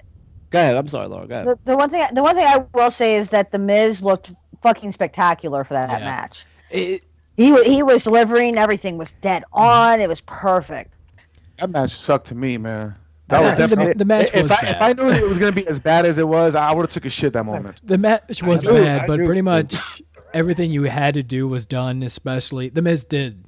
I mean, when they did, I assume it was supposed to be the heel gets on the ropes, booed, face gets on the ropes, cheered. But Miz got the biggest cheers, man. It was great. And JBL was arguing with, I don't know, I forgot who was on the commentary booth with him. JBL was like, look at the crowd. They're actually cheering for the Miz. And they were like, no, they're not. And JBL was like, look at them. It was Jerry. Right. No. Right. You're right. By the way, I hate to say this because it means I have to give credit to O, but I have to give credit to O. He called what happened after the match long before any of us. Everybody knew that John was going to propose. I didn't. It was obvious. It was no fucking secret. Hold on, but you was one of them that said it's not going to happen, though. I said it was possibly going to happen. Mm-hmm. Okay. We gotta go into the archives now. Did you like that? Did you like it, O? The speech was okay. Following a horrible match. I mean, that's probably the only up point of that whole match, to be honest with you. was the proposal. Well, because can we that just match honestly It was say corny that? as fuck, man. Come on. Yeah. Can we just say that honestly? it was just romantic, man. Yeah, It's, you know why He they wanted it proposed- to be the Macho Man and Elizabeth, and it's not Macho Man. Yeah, but you know that propose. First of all, for them to say he's gonna propose to her live, and it was a secret or whatever, it's bullshit. He must have proposed to her back. Yeah. This is all been planned. So I didn't like the fact that it was so staged that. Oh my God! Oh, John! Ah! Like, shut the fuck up. You know what, John? Perfect. And I'm the only one who's if you're going to propose to someone like that, shouldn't you two come to the ring together versus her get her own entrance and he gets his own? Exactly. Yeah. When she came out, nobody gave a shit. Nobody cared. Nobody. I probably heard like one person cheering. That was like a little 12-year-old girl dressed like Nikki Bella. That's it. Other than that, there was no reaction for her. Nobody cared about her, honestly. Nobody cared about the match either. No, and I don't think the match was bad. And it ended so suddenly. Like, it was no near falls. It was just Miz getting treated like a total jobber, if you ask me. Yeah, I didn't like it at all. Like, I thought it was cool that the Miz was getting the pops and shit and all that, but the match alone, it was not. Yeah. The way they cut the promos on each other, I thought they should have held up on that level. You get what I'm saying? That did not hold up to their fucking promos, man. Not even close. The promos were more hype than that match was. The match sucked. It just didn't live up to it. What's the next match? Up next, we had Seth Rollins versus Triple H. Okay. Well, we covered that one. Yeah, Randy Orton versus Bray Wyatt. Fun trivia. This is the third shortest match in the card, next to Lesnar and Goldberg. Can I say one thing about this before we start? I got one thing to say. Yo, Byron, you called it on the nose. Yes. Everybody was saying, "Oh, how they gonna do special effects on live TV?" Because you said something about, "I hope we don't see, Stardust coming out people's elbows," and that's exactly what we saw. We saw gifs of fucking worms and maggots, and it was just ridiculous, man. Ridiculous. It was retarded. Not only that, the way it ended was like there was nothing behind it. It was like, oh, KO, RKO. Like it was the RKO was out of nowhere, but it wasn't a hyped. A cool ass. It was just like a boom, and that was it. Like it was just dead. Yeah, it was like all the mind games that Bray was playing made nothing. It was just redundant. And Randy Orton coming out the ring like he was scared. And can we say this, please? I have to say this. I know we give a lot of slack to Dean Ambrose title reign, but Bray Wyatt's title reign was a complete, utter. Flop. I mean, by the way, when he won the title, this is why I had the problem. We knew that he was going to hold it for Randy Orton. Why take the belt off for AJ? It didn't make no sense. If he was going to hold it for only a month or two, to give it to Randy Orton, somebody that's not really that entertaining lately. But I knew the moment that Bray. We all knew the moment that Bray won the title that was holding for Randy Orton. I mean, at least I did. He was going to win. I really thought, okay, Randy Orton's not going to win at WrestleMania. I absolutely thought Randy Orton was going to win. Absolutely. It was bad, man. I didn't like it at all, man. I told you that match was not. Oh god. The build up to it, and it continues now. I'm like, I don't want to watch it. Like, I definitely do not want to watch it. You took the belt off of AJ. He could have been the guy wrestling Bray Wyatt, and I think they would have had a much better match. But when you put Randy Orton in there, I never felt like he should have been in the title match. I think also that especially at that point, they were really rushing. It was just a weird thing. Like what? And then it was like right after the last, what is that? A projector image or whatever, a maggots. And once it goes off, he gets RKO'd and loses like almost immediately. Like what kind of mind games are you freaking playing? And wasn't that you're playing them? And wasn't that Bray Wyatt's mind game? Why did it work for Randy Orton? I don't understand. That's what I'm saying. Yeah. Like, I don't understand that. I don't know, man. It took me completely out of the event at that moment to see those projections. I didn't like it at all. And Byron did call it. I really didn't think that they would do stuff like that during a match. And by the way, you could thank Matt Hardy for all this. Yes. Yeah, Meanwhile, he's not even allowed to do it. He's just allowed to do like the manner. Thank you for the idea, Matt. broken, full-fledged broken. This shit. So who's worse, TNA suing Matt for intellectual property or WWE stealing the idea? WWE stealing the idea. Yeah, I think it's worse because they had Matt Hardy working for them. While they steal your idea. Like, come on. Like, how bold is that? That's fucked up, man. This is, by the way, it's one thing for the Universal title, but this is the WWE title. Like that in and of itself is a travesty that happened. So that match was boring as hell. Thank God for the next match that we about to talk about. Next match, Universal Championship, lasted 4 minutes 45 seconds and featured with only 4 two moves. 4 moves. By the way, it was 1 times better than fucking Randy Orton and Bray Wyatt. It was crazy. Exactly. By the way, I was completely and utterly satisfied with what they did. I was It too. felt like a big match feel. It felt like a world class. They put it like this. By the way, I loved that Lesnar did the 3 suplexes and Goldberg got up like nothing and speared the hell out of Brock. I loved that moment in the match. It really showed Goldberg being strong and Lesnar getting affected and everybody thinking, oh shit, this is gonna happen again. And then they went outside and let me tell you something. I heard that in surround sound. The outside spear. He actually connected with that fucking shit. Like, he made full contact with Brock Lesnar. Slap. Yeah, you can hear it. You can fully hear that spear going right through. I loved it. I absolutely. I think they held their. I think they held their own. As in, it was like you said. It was one of those matches that it had a big feel to it, but it had also hard hitting moments. Yes. And it only lasted about 4 to 5 minutes. It's a great fucking match for what it was. It was like I said, Goldberg was gonna hit him with the spear, jackhammer. Everybody's gonna think it was over, and Brock was gonna kick out, and from there it's gonna be down. By the way, they corrected WrestleMania 20. That's what. Even Goldberg called it an abacle. In WrestleMania. What was it? 17? 20. 20. Yeah, he even called it a debacle. He basically said that he fixed it. You know what I mean? So I thought I loved it, man. I showed it to a couple of other people. They loved it. They had no problem with the length. They had. I thought it was action packed, literally action packed from bell to bell. Hard hitting, man. Exactly.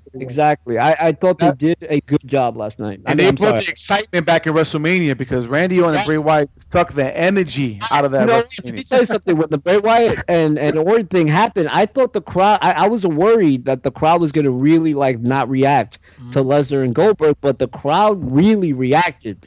I mean, they got back into WrestleMania after being out of it for a while. Yes. So the crowd was happy with it. You could tell. And the next match comes and is they did boo Goldberg. Before we go into the next match, not to the extent. Hold on, we're not going to talk about Pitbull and Flo Rida performing. Oh no, not really. No. Before we get in the next match, I just want to throw in these 2 bits of trivia for you. This is but Pitbull gets to sing. This is only the 6th time in Goldberg's career he's been defeated, and the first time anyone has ever kicked out of the jackhammer. Wow, really? I could not find. Wow, no, I couldn't find any proof of anyone kicking out of the jackhammer. Otherwise, I'm surprised no one said that. You have to rush matches, and then Pitbull gets. I don't know however long he's saying because I literally left the room. I'll look into that real quick. The cruiserweight match length. All right. Okay, there you go. That says enough right there. Next match was the Smackdown Women's Championship match. I'm gonna look up the Pitbull information. By the way, a lot longer than I thought it was gonna be. Did you think it was a good match? No, only because of the rush job. And why was that the co-main? Why? What? Break up the matches like that. Yeah. Why was that the co-main event? I don't get it. Why wasn't Lesnar and Goldberg the co-main? Just break up the matches like that. Yeah, they don't consider that the co-main event. Yeah. Whoever put that lineup, man, needs to be fired, man, and slapped. I mean, you just had yourself a fast-paced 5-minute match. Here's Roman Reigns and Undertaker, or you're gonna calm everyone down so they can see Roman and Taker. You calm them down first. I agree. By the way, Sean, they calmed them way too down. Yeah. No, because the crowd, you know what it would, okay, Naomi got her back. Going into the other, why would you want to calm the crowd down for a match that's going to be a botch fest? I don't get it. Doesn't make no sense to me. I think I know why WWE the Rust job. I think I know why they put that match second to last. It's due to the fact that, first of all, that match was supposed to be on the pre-show, right? And there was so many people complaining that they wanted to see that match on Mania. They figured a lot of people want to see this match, so might as well put it all the way towards the end as the second to last. Because people see that too, and Naomi's entrance. yeah, that too. She's part of that. She's from there. So Naomi got the belt back. Yep, got the belt back with that big old ass again. Yep, she's great. Got her ass back too. Yeah, I don't know how something's going on here. Doing these great white illusions to me, man. Because we go on to the main event, and by the way, I just want to say that even before WrestleMania season, I said that this is going to be it for The Undertaker, only based on his movements. Because let's face it, Undertaker, like with the coat on and the hat on, he looks amazing. Like you would think, like, he the looks... minute that persona's gone, it's like, yeah. The minute the coat comes off, you're like, oh, God. You're like, oh, yeah, he's old. That's right. You forget for a second when he's making his entrance, and then you realize. So I knew that this was it for The Undertaker. I knew it. But you know what? Listen, man. I've said this before on the show. Taker was the reason why I got into wrestling. I said that a long time ago, and this is the truth. To see him actually perform, I'll give him his props because he went out there regardless of the pain that he was going through. And he did better than what we thought he was going to do. Right, he went out there and performed yes, he did. to the best of his ability. Yep. So I can't knock him for that. First of all, I know there was parts where he looked like he was going to fall, and Roman Reigns tried to catch him. Roman Reigns tried to do the tombstone, and it was just a twice botch. He tried to pick him up from off the ground. I mean, it was bad looking. Yes. At that point, we already knew, man, this guy got to go. He doesn't want to go on out like that. He does not want to fucking be that guy that I should have just went out on top, not when I'm fucked up and I can't perform to my best. It was better that he just hung it up at this point. I hate the fact that he had to hang it up before he fought Sting. I hate the fact that he had to hang it up and lose to Roman Reigns. Like, I felt like he should have won that match, to be honest with you. You know what? I told you that he was not going to win on his last match. I know. But I mean, he should have, though. What I heard, I don't know if it's true. I don't know if it's true, but a lot of people are saying that the match. I think that was the match that was supposed to happen was with Cena and Taker, but it looks like supposedly Vince had different ideas. He didn't want that match to happen. He was thinking more long terms than short terms, and that's why the match did not happen. That's the reason why the match didn't happen. But like I said, WWE is at fault as not putting the Sting and Taker match as a retirement match for the guy. And I know Taker would have preferred that, having a match with Sting. By the way, as a retirement match for both men. Exactly. It's been so special. Like, that would have been a perfect moment. Nobody's ever done that. Nobody's ever retired on the same night. Right, exactly. But you had to do it. All right, but they did it like this. Fine, whatever. It's something that we can never look back at now. Let me just say this, and I agree with you guys when you said that he did better than what we thought. However, it's still, it was, for me, it was heartbreaking because, like Byron said, even though it didn't get me into wrestling, I've seen, this is the only person I can say that I've seen their entire career. Literally their entire career, even before he got to WWE. So to see him, struggling and, barely getting up, and it was just really heartbreaking because of the character that he plays. And I think when Roman beat him, it solidified the fact that no matter what Roman Reigns does for the rest of his life, people are now going to really hate this guy's guts. Like, in all seriousness, that's the first thing that I thought about. Like, they hated him already. And you could tell in that crowd that they started to sense oh my God, Roman's going to be the last match. You know, like that's going to be the guy that has Undertaker's last match. And that's when the people got angry, and you could hear it in the crowd. You could literally hear the anger. And this was a perfect opportunity to, and I think this is what they're going to do, is to have, they're going to turn Roman Reigns a heel. It's just a perfect way to turn him. I don't think so. They should. No, I'm sorry. After Monday night, Roman is heel. Period. End of fucking story. All you gotta do is sit there and open the show, and the entire fucking crowd is going delete, delete, delete. Fuck you, Roman. Shut the fuck up, and the whole 9 yards. And all Roman says is he looks around. He's like, I have him in the palm of my hand.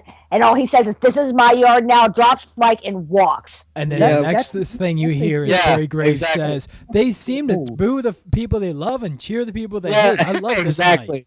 By the way, you know why also Michael Cole said 3 times on Raw, they are booing Roman because he is the one that retired The Undertaker.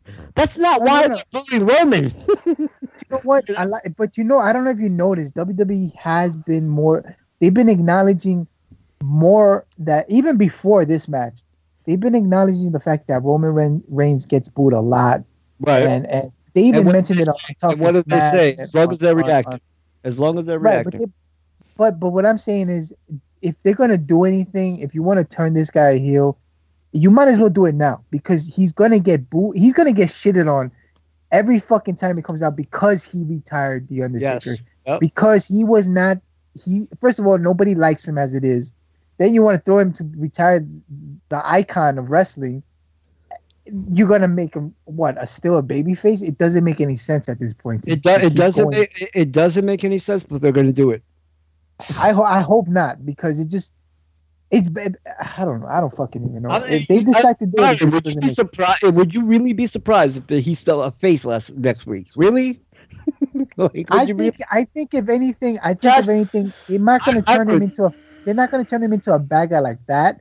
But it's going to be a slow coming, like they did on Monday. Like, people were booing him, and if he was a good guy, right? If he's a good guy, he would have spoke no matter what. He would have said, I give props to the Undertaker. He didn't do any of that shit. The only thing he said was, "This is my yard."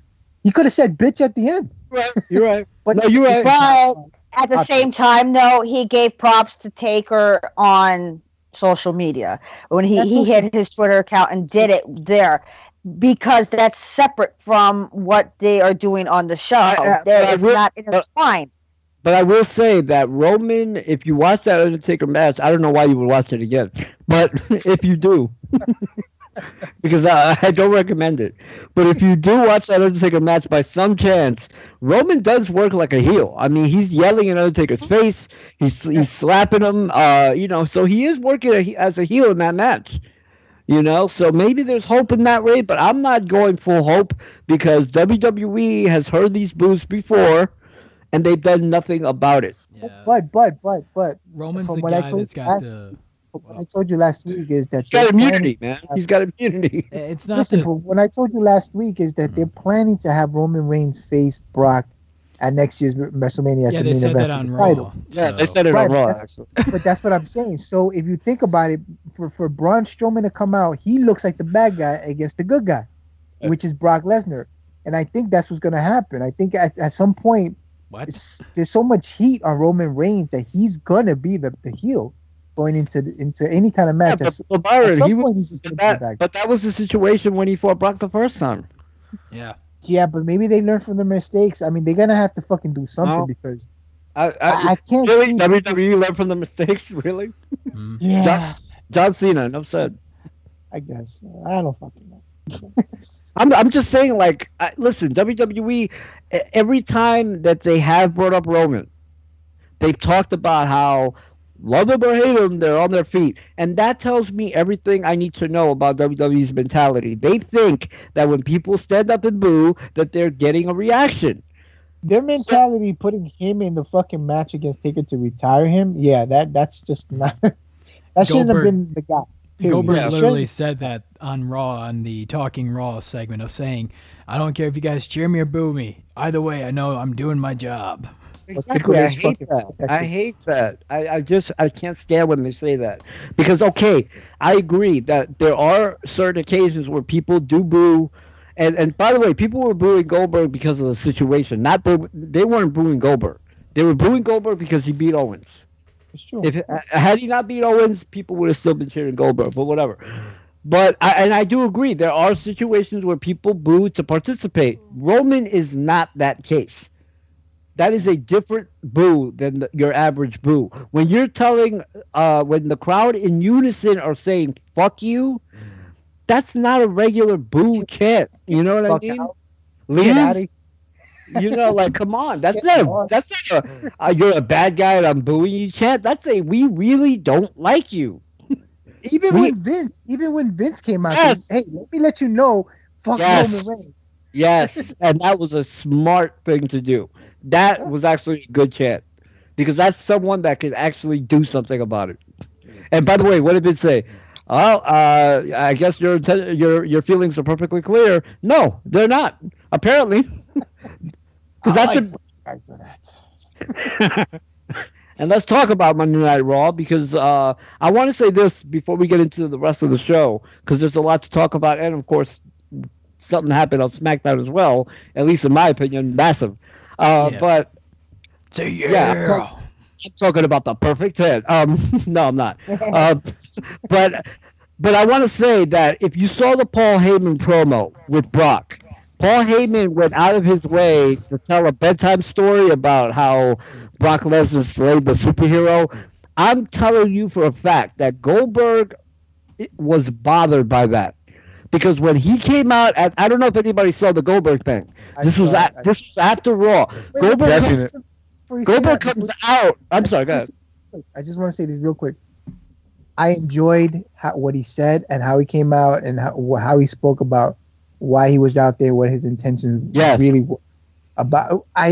He did a great job by saying how he felt about everything, and I give him his props on that. Okay, go ahead. No, I was going to say that I could tell that he was bothered by what Paul Heyman had just said, because the way he came out there and said, "This is not a part of the show, so if you don't mind, let me get this out." The way he said that, and by the way, he repeats that. This is not a script.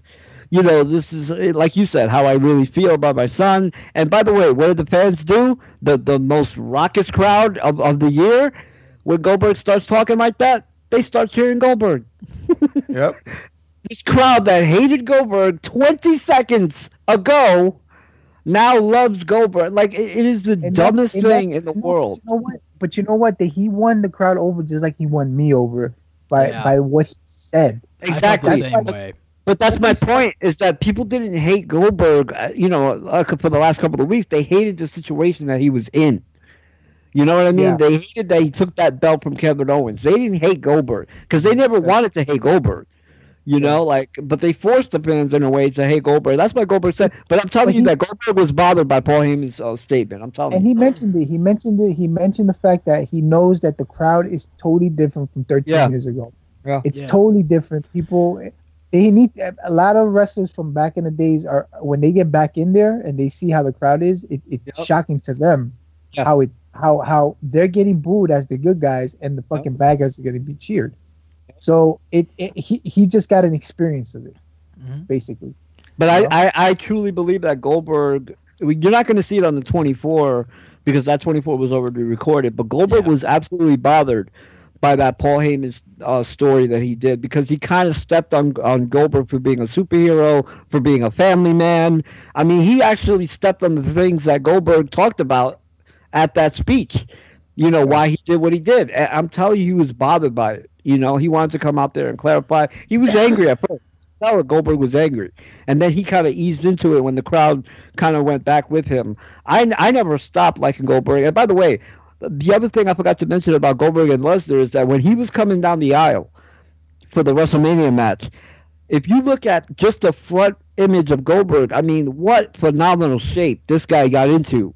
Yeah. To get, you know what I mean? Like, he looked like Goldberg from '98. Like, I was like, wow, man. Like, not to be gay, but he had a phenomenal body from '98.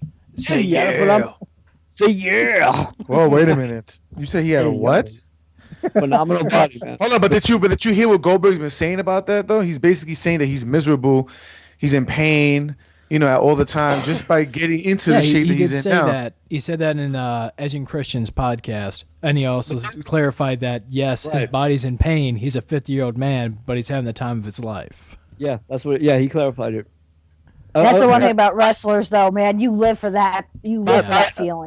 By the way, I love how Goldberg clarified that after the WWE probably gave him a phone call, but after you got millions of dollars, man, to be in pain. Exactly. Are you walking around with our title? So you're miserable, huh? Lesnar unleash holy hell. Also, I just loved how he said how his son fell over. It's like, he's taking more bumps than I did my entire career. Yeah, that was good. Listen, I honestly thought that was a really good. They should have done it on Raw. I enjoyed it. I know they should have done it on Raw, but I really did enjoy what he said.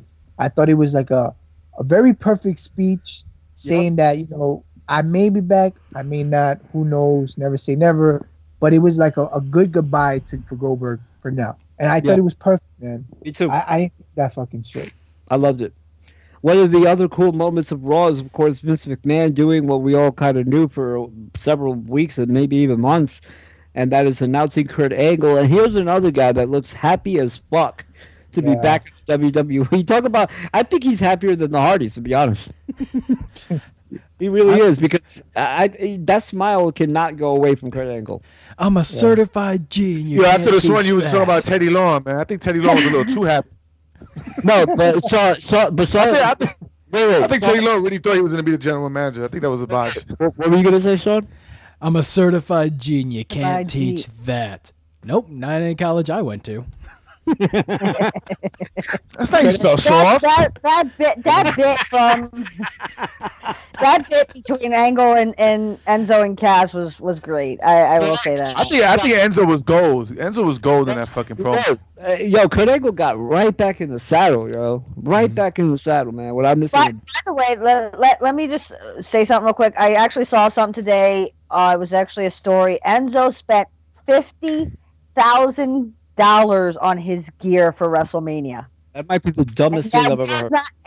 And that was not including the custom Jordans he had made. That is the dumbest thing I ever heard, to spend that much money on your ring gear. And you didn't even win.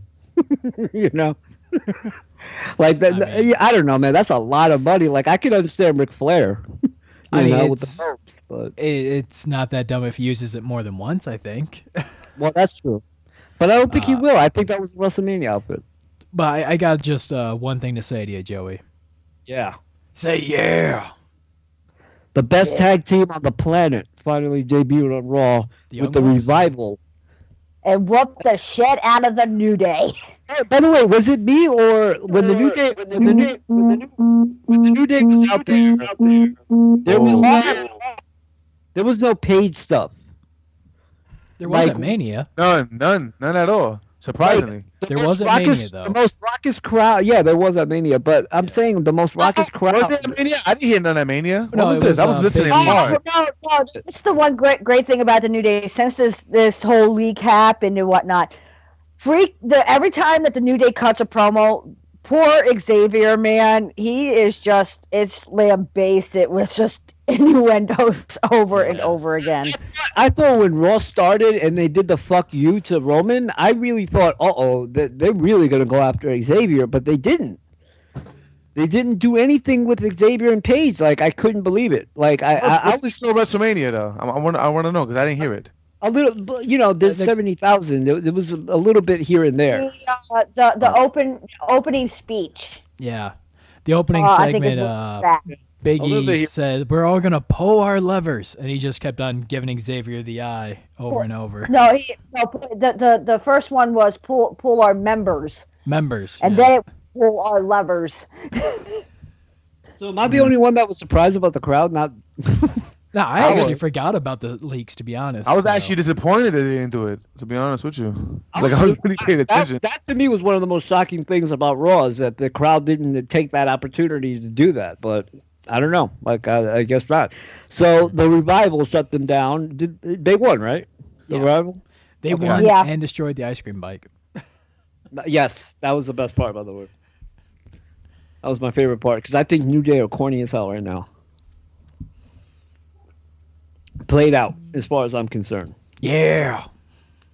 But the Revival, man. The Revival. I totally forgot about the Revival, and I certainly did not think about them making the debut. Again, maybe I'm naive in that way, but that was another surprise to me. Because I didn't think about it. That would be the only surprise on Raw. Was it? Finn Balor, yeah. sort of. Everybody knew Finn was coming back. The Raw especially after Mania. When Jericho. It was so obvious, so old school already. Like they couldn't find a better way to put Finn. What about Kurt Angle? I forgot about Kurt Angle, man. Yeah, but it was obvious. There was reports that he was going to come out the next day on Raw. So it's pretty obvious. We just talked about Kurt Angle. Man, you guys spoiled it for yourself. It's not about the surprise. Like, we wasn't surprised that Kurt Angle came out. I was surprised for everything. I don't give a shit. I was enjoying. Listen, for the past 2 days, in a long ass time. It's probably the best Raw in like 3 months. Yeah, in a long ass time, I really haven't. I mean, I've heard a lot of talk about things, yada yada, and all that shit.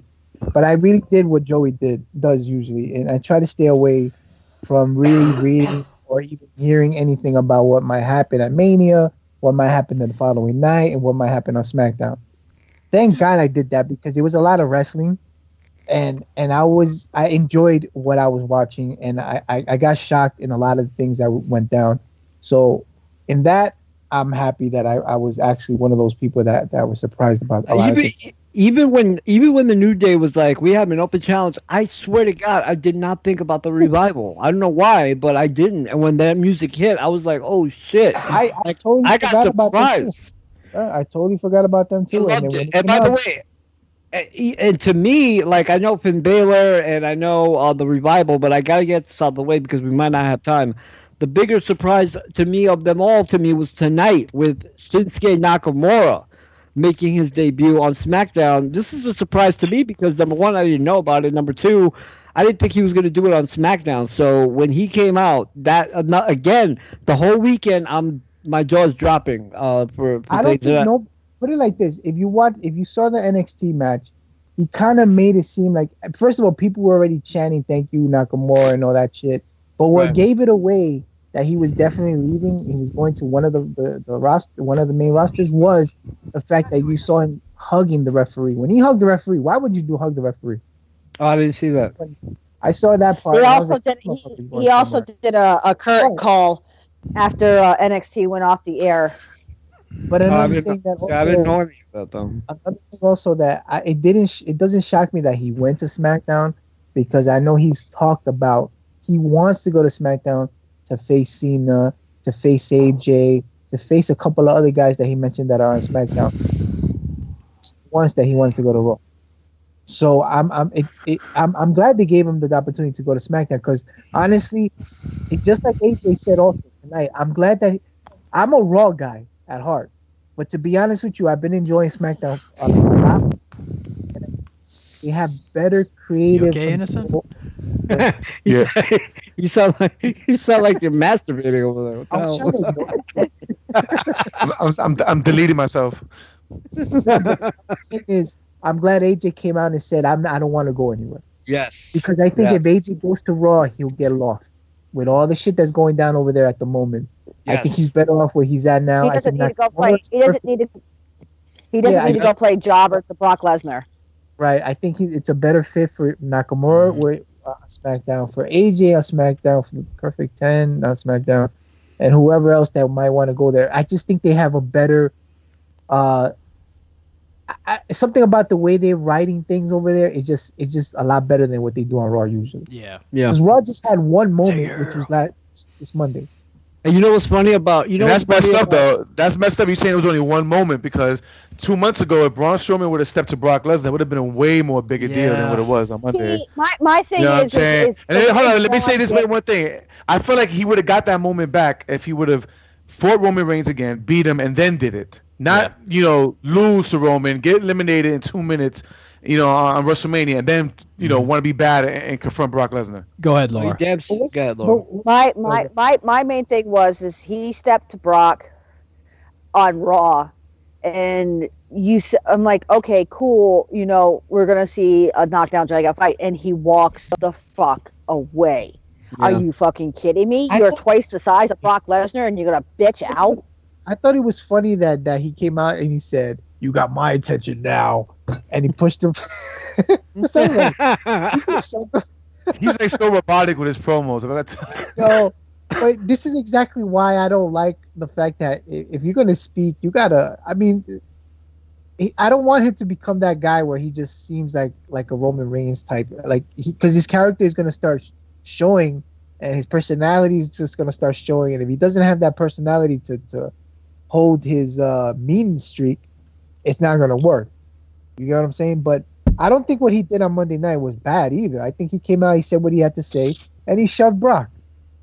No, but I just feel like the timing, like, you know, he already lost. Then he got eliminated in 2 minutes. Yeah, I get what you're saying. It wasn't the same. Like, it could have been. No, 2 months ago. I definitely agree with you on that for sure. But like I said, Raw sometimes, I don't know what some of the things that they do over there. Sometimes I feel like whoever's writing for them right now doesn't know what the fuck. They're kind of clueless. To the people on SmackDown, they kind of know how to build feuds between the females and all the females that they have there.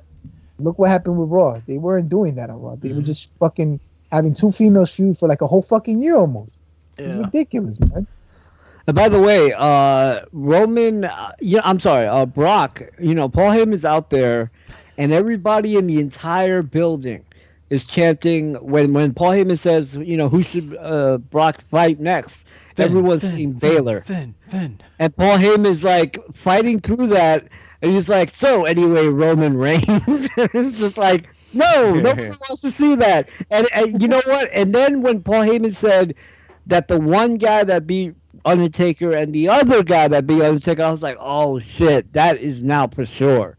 They want that matchup even more now because it's the two guys that beat Undertaker. Yeah. So no matter what, Brock is fighting Roman next year at WrestleMania. You know what I like that Paul Heyman did mention though is I'm glad he mentioned the Hardys, because the Hardys were the guys to take it to Brock when he first came out on Raw. Yeah. I remember those chair shots and they were trying to beat on him and shit. So it was cool that he mentioned that, because it gave me flashbacks of, oh shit, I do remember that the Hardys tried to go at it with Brock when he first came out. And ironically, they did to the Undertaker as well. Yeah. But I mean, it's a setup, man. Roman and Brock. Yeah, Roman and Brock, no matter what. And what I was thinking also is that Raw is really stacked right now. You got Kevin Owens, you got Rollins, Baylor, Joe, and none of these guys are going to be Universal Champion anytime soon. And then Vince said, it's time to shake things up again. I honestly think that even Samoa Joe would be a better fit for SmackDown, right? And there's just way too much shit. Too many big names on Raw. And even the big guys, the big names get lost between each other. There's just too much shit going on. And I think there's more control over on SmackDown where they know how to make things and they know how to break. And also, don't you think it's kind of weird that none of those guys are going to be fighting for a major title for a year? For an entire year, they're not going to fight for a major title. Oh, I think they will. I just think that Brock, maybe he'll lose it during the year or something, but win it back before Mania. I don't think so. I think Roman is not going to lose matches, and I don't think Brock is either.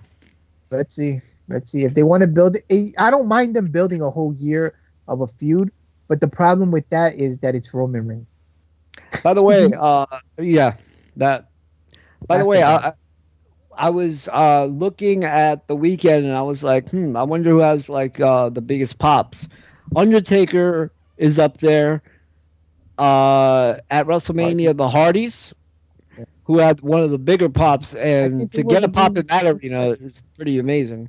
Yeah, I think they were the main ones, though. I think the Hardys took the. No, I think Undertaker at the end. Yeah. I think Austin Aries. Yeah, but that's not a pop. That's not a pop. Austin Aries had a massive pop in the beginning. I was surprised how big he got, considering how empty the arena still was. The thing with Taker was not a pop, though. I think Taker's thing was just like a. Yeah. it was a farewell, standing ovation. Thank you for everything, But the pop of the night, I think, was the Hardys, man. The revival on Raw, but I think right up there, if not the biggest pop, was Nakamura on SmackDown. I don't know if you heard it, but that shit was like incredible. The way, and by the way, even the violinist comes out, and people already knew it was Nakamura, and yet when he comes out, it was even bigger. Yeah. For some reason, the crowd got even louder than. So you know what I mean? Like they already knew it was Nakamura, but they still chanted massively loud when he actually came out, and that's when I was like, "Yep, they got something there." I mean, I already knew that, but you never know. Do you agree with me? I don't know if you guys will agree with me, but the violinist didn't sound that great like he did on NXT. I don't know. Well, it's a different guy. It's not the Michael Jordan of violins this time. Okay. You could tell right away. No, it wasn't the same guy from the first time they did it. Yeah, they needed somebody half price off, so you guys, whatever. I didn't know on the streets. You look like they got him in Times Square in the train with Virgil. You look like the same guy though. I thought it was. I thought it was the same guy. You know, it'd be crazy if he has a personal violinist every single week. I thought number one, I thought he was the same guy, and number two, I didn't think it sounded bad. I did. He made it sound different. Yeah. I don't know. I didn't think it. I didn't even think about it. I know we were not talking about that, but the whole Shane McMahon coming out and oh yes. I enjoyed that. I thought that was wrong. It was Lee England Jr., the same guy that did his performance at I Brooklyn. knew it. Yeah. I knew it was the same guy. I think he just tried to. I think he just tried to ad-lib a lot of stuff, and it made it sound different. It wasn't bad. It's just different. I didn't think it sounded bad at all, to be honest, at all. But I didn't think it was like the first one that I heard. But I agree with Byron. When AJ, by the way, I absolutely thought that was one of the best bad guy, because AJ's still a bad guy at this particular moment. I thought it was one of the best bad guy after a loss. I mean, after a victory moments I've ever seen. Because AJ shakes his hand in respect, but he still does the little pump, to Shane. And I thought they did it so well that way. It wasn't corny. It wasn't over dramatic. They did it in the right amount of the way that they should have, and it was perfect. I thought it was perfect the way that they did it. I loved it. I enjoyed that shit, man. And it wasn't even that long. He came. Yeah. I don't even know what he came out for. Fucking Shane, but he was talking about his father. He was talking about. He didn't even finish. He didn't even finish what he was really meant. He came out there to I think talk about the whole brand split or whatever that they were planning to do. They didn't even get to that point. But I enjoyed the way he came out. He said, "I got something to say to you," or whatever. He had a black eye from the fight that he had. And he gave him his respect by giving him, shaking his hand, and then left. But he tried to, like you said, to give him that, I'll kick your ass still no matter what. Yeah. But I'm giving you your respect because you gave it to me. They did it perfectly. That's how you're supposed to do it. And by the way, while AJ's leaving, he's like, "This is my house. This is what I do." Yeah. AJ was still being cocky. Yeah. Perfect. I loved it. Perfectly executed, thing between those guys. Really loved it. By the way, speaking of something else that happened on SmackDown, Eric Rowan comes out, and we all know it's Eric Rowan. I know. That's so sweet. You know what I mean? But he still takes the mask off slowly. Like, who is it? Yeah, but who's the guy who's shouting? I was gonna say the big, like the ginger beard didn't give it away or anything. It's really. He takes off the mask, like we don't know who it is. The commentating table said, "Who is that guy?" Did they say that? Somebody said it loud. Who is that guy?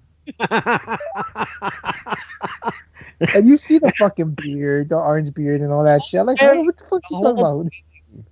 We all knew. I think it was Michael Cole. Well, Michael Cole's not even there. I don't know who the fuck it. Maybe it was Michael Tonga. I don't fucking. Yeah, it had to be Otunga. It wasn't Moralo. That's for sure.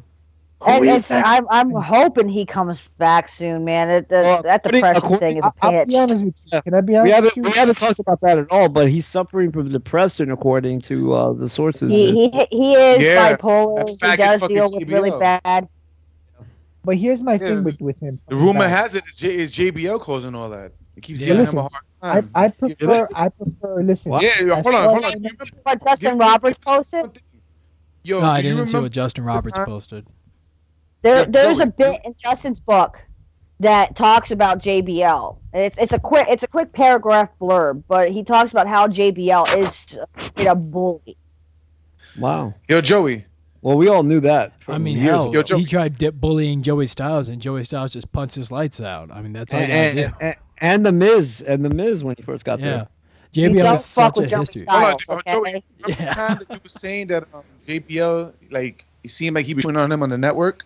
Yeah. That was around the time that people were saying that maybe JBL has been kind of taking side swipes at him, making his job pretty hard, behind the scenes. And wow, now all of a sudden, it's just that little jab he threw on the network, he's been missing.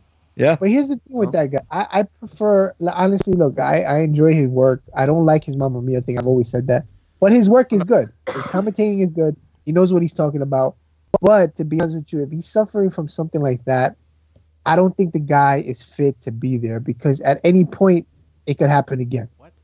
And we're going to have the same kind of stuff. That's true. I don't think the guy, as much as we like him, I don't think he should be in there, because that's an everyday job almost, man. That guy be there, do fucking cutting promos with the back to people, for tapes and video libraries, and he has to be on commentating. He has to be and he has to deal with JBL.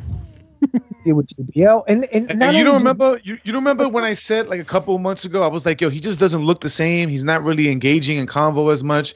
And look at this has been happening for a while already. I mean, and you got to also remember, it's not only WWE. He does boxing. He does MMA. He does a lot. He got a lot. But wait a minute. Let me just say this really quick. Remember I told you a couple of weeks ago when we were first talking about why he's missing? He did boxing. He did a boxing fight that week that we talked about it. So if his depression is so bad, why is he still doing boxing? I think it's, as if you listen to 205 Live, he sounds happy when he's working with Corey Graves on 205. Yeah, but when he's not around John, he hates his life. Yeah, but my point is that, yes, he's battling depression, but I don't think that's the reason why he's not on SmackDown. I think the reason is, like you said, Sean, JBL. Yeah. Because if it was really everything was about depression, he wouldn't do the boxing. But that's my point, man. Let's just say it's JBL tonight. Let's just say next week is another guy. He's going to have to feel a lot of wrath from... That's a big-ass company. You have a lot of egos. You have a lot of fucking wrestlers that have egos that may not like what he says that are commentating, might pull him over to the side, say, why did you say this? I think... Yeah, but when you have somebody harassing you 24 hours a day, it's a little different. But that's and I don't put it past JBL. JBL is known for doing that. He's probably not used to that. You know what I'm saying? Right. Obviously, but let me make this one last point. Obviously, JBL is doing something, you know, a lot more than what we know about, because he even got retired MMA fighters that's going on Twitter saying that they would love to meet JBL just for the fact, the reason he's treating Mauro Ranallo the way he is. Like, they're saying it in a threatening way. So obviously he's doing something more than and not only to your point, like I said, not only he must be doing something, because he wouldn't be doing the boxing matches. He got retired fighters that want to meet JBL like in a threatening way. Yeah, but what I'm saying is that he wouldn't be doing another job if he was all about depression. You know what I mean? It has to be about JBL, because another thing too. Just to say this real quick, JBL, every time somebody asks JBL where the hell Mauro is, JBL blocks him on Twitter. Yep. Look at that. He's corny. He's fucking corny. And JBL is always burying him on commentary because he's been gone for a while. I'm pretty sure you probably didn't see it, but they did that with Peter Rosenberg's show on Thursday, I think. And JBL just starts ripping on Vin Diesel because, Vin Diesel and The Rock have a problem. And he starts ripping Vin Diesel because I think Rosenberg asked him, I think next year they had the idea of having, well, it was supposed to actually happen this year also, of Rock versus Vin Diesel at WrestleMania. And they start, they ask JBL, and he starts ripping Vin Diesel. I'm not talking about a wrestling rip. I'm talking about a real rip. Watch it yourself. So even if they had a chance with Vin Diesel, if I'm Vin Diesel and I watch that, I'm like, I'm not doing nothing with you fucking guys. You know, like you might have just cost a mega match because whether we think it's going to be a good match or not, that would get a ginormous amount of press. If The Rock, the biggest movie star in the world, fights Vin Diesel at WrestleMania, but JBL, ripped him to shreds on that show. And I'm just like, wow. I get that JBL's defending The Rock. I get that. But the way he did it, I didn't think he had to go that far. In some other news about JBL, and this one, I was trying to find some more information, and this was one of the big running stories going right now. In a segment on Fox News, Layfield was saying that the positive economic indicators are in direct correlation to Trump's presidency, saying it's proving that Trump's election was the change Americans needed. And then Donald Trump took the video, retweeted it, and said, "Thank you, John J.C. Layfield. Things will get even better as my administration continues. America first." Yeah, I can see JBL. JBL's a big Trump component. I don't know if you guys know this, but JBL's a multi-millionaire. In all seriousness, yeah. JBL is almost actually almost a billionaire. Self-made millionaire. Yeah, almost a billionaire. So JBL is a Trump guy because that's who Trump goes for. He goes for the COOs and the rich people and stuff like that. All jokes aside. That's why it cracks me up when people are like, "Oh, hey, Trump donated his check to the EPA," and everybody's going, "Yeah, but he cut billions from the EPA." Yeah. I'm just saying, like, JBL is Trump's people. That's the exact kind of person that likes Trump and vice versa. So it doesn't surprise me. But again, it's a shame, like Byron was saying, if the guy, maybe it's that the guy could take other guys, coming up to him and saying something. But when you have JBL harassing you all the time, that's a different story. That's a little bit different than a wrestler saying, maybe you shouldn't say this during my match or whatever. JBL probably takes it to another level, I know, but I just feel like if you're suffering from something like that, first of all, WWE, that's a everyday job, dude. They gotta be on the road every day. Yeah, but how come he doesn't have a problem in his other jobs? I think because he took off. Exactly. I think, and he actually went and did what he had to do because he. Yeah, dude, but he's been doing MMA and boxing for years. He never had this problem. Exactly. But remember this. But remember this also. Yeah, it is Bradshaw. He has a lot to do with it. But my whole point is, if he was doing MMA before and he was doing boxing before, they don't have to be on the road 24/7 on that shit. That's true. It's a one-day event. Yeah, but it is a little weird that this is the only one that he does have a problem. Aside from the 24/7 thing, technically yes and technically no, because he technically doesn't have to be there 24/7. I mean, he only really technically does SmackDown and 205 Live. Right, and I get that, but honestly, I think the guy. Listen, like I said, he's suffering from something, right? Which is that disease, and it's a major deal. And if he gets stressed out about something, it fucks him up. That disease. It is. It fucks him. Being bipolar, I mean, I guess. The guy's dying, but what I'm saying is, but he feels like he wants to. Yeah, he suffers. He gets into depression mode. He wants to lock himself away for a bit. That could take a toll out of somebody. So me personally, I think. The guy, at any point, it could happen again. So what are they going to do? Right, but Byron, but what you're saying is that, yes, what you're saying, but he doesn't have these problems in his other commentating jobs, which means that there's something specific in WWE that's causing this. What I'm saying is that if JBL wasn't doing what he was doing, he'd probably be all right. Maybe. I'm not saying that it's not that, but I'm just saying they're gonna have to figure something out. Anything else besides JBL? I really don't. But they're gonna have to figure something else out, and I don't think they're gonna knock JBL out or the fucking. That's exactly what I was gonna say. JBL's got seniority; he's not gonna go out. Right, and I think the guy who's gonna wind up leaving is gonna be this guy. Yep. Whatever his name is. By the way, not to knock Ronaldo, but. I don't have any problem with the SmackDown announcing the way it is. Yeah, I don't either. I mean, I still do. Except with Tonga. I don't really care for Tav, whatever his name is. I don't know why. Who is that guy? Yeah, I'm with I'm not bothered by it, to be honest. I'm not. Neither am I. I'm not. No. I'm saying I don't care for the Todd guy. The guy who Tom Phillips for girls. I don't really care for him. Oh wait, that's the guy that was doing the girl thing. Yeah. Yeah. Oh. Talking about he wants to face fuck a girl because he has a hard on. But that's normal. Yeah, that is. No, I'm just saying. But as far as his commentary, I don't feel like he's all that. He's okay, but I don't think he's in Mauro Ranallo's level, to be honest with you. Oh, he's not Mauro Ranallo's level, no. Yeah, but... not even But close. he's that super bad, like fucking Otunga, man. Otunga's super bad. No, hell, nobody's like this, man. Yeah. Who is that guy? Except for Simon Page, however, he's pretty terrible. Luckily for all of us, Otunga's not the lead. Yeah. Oh my god. Right.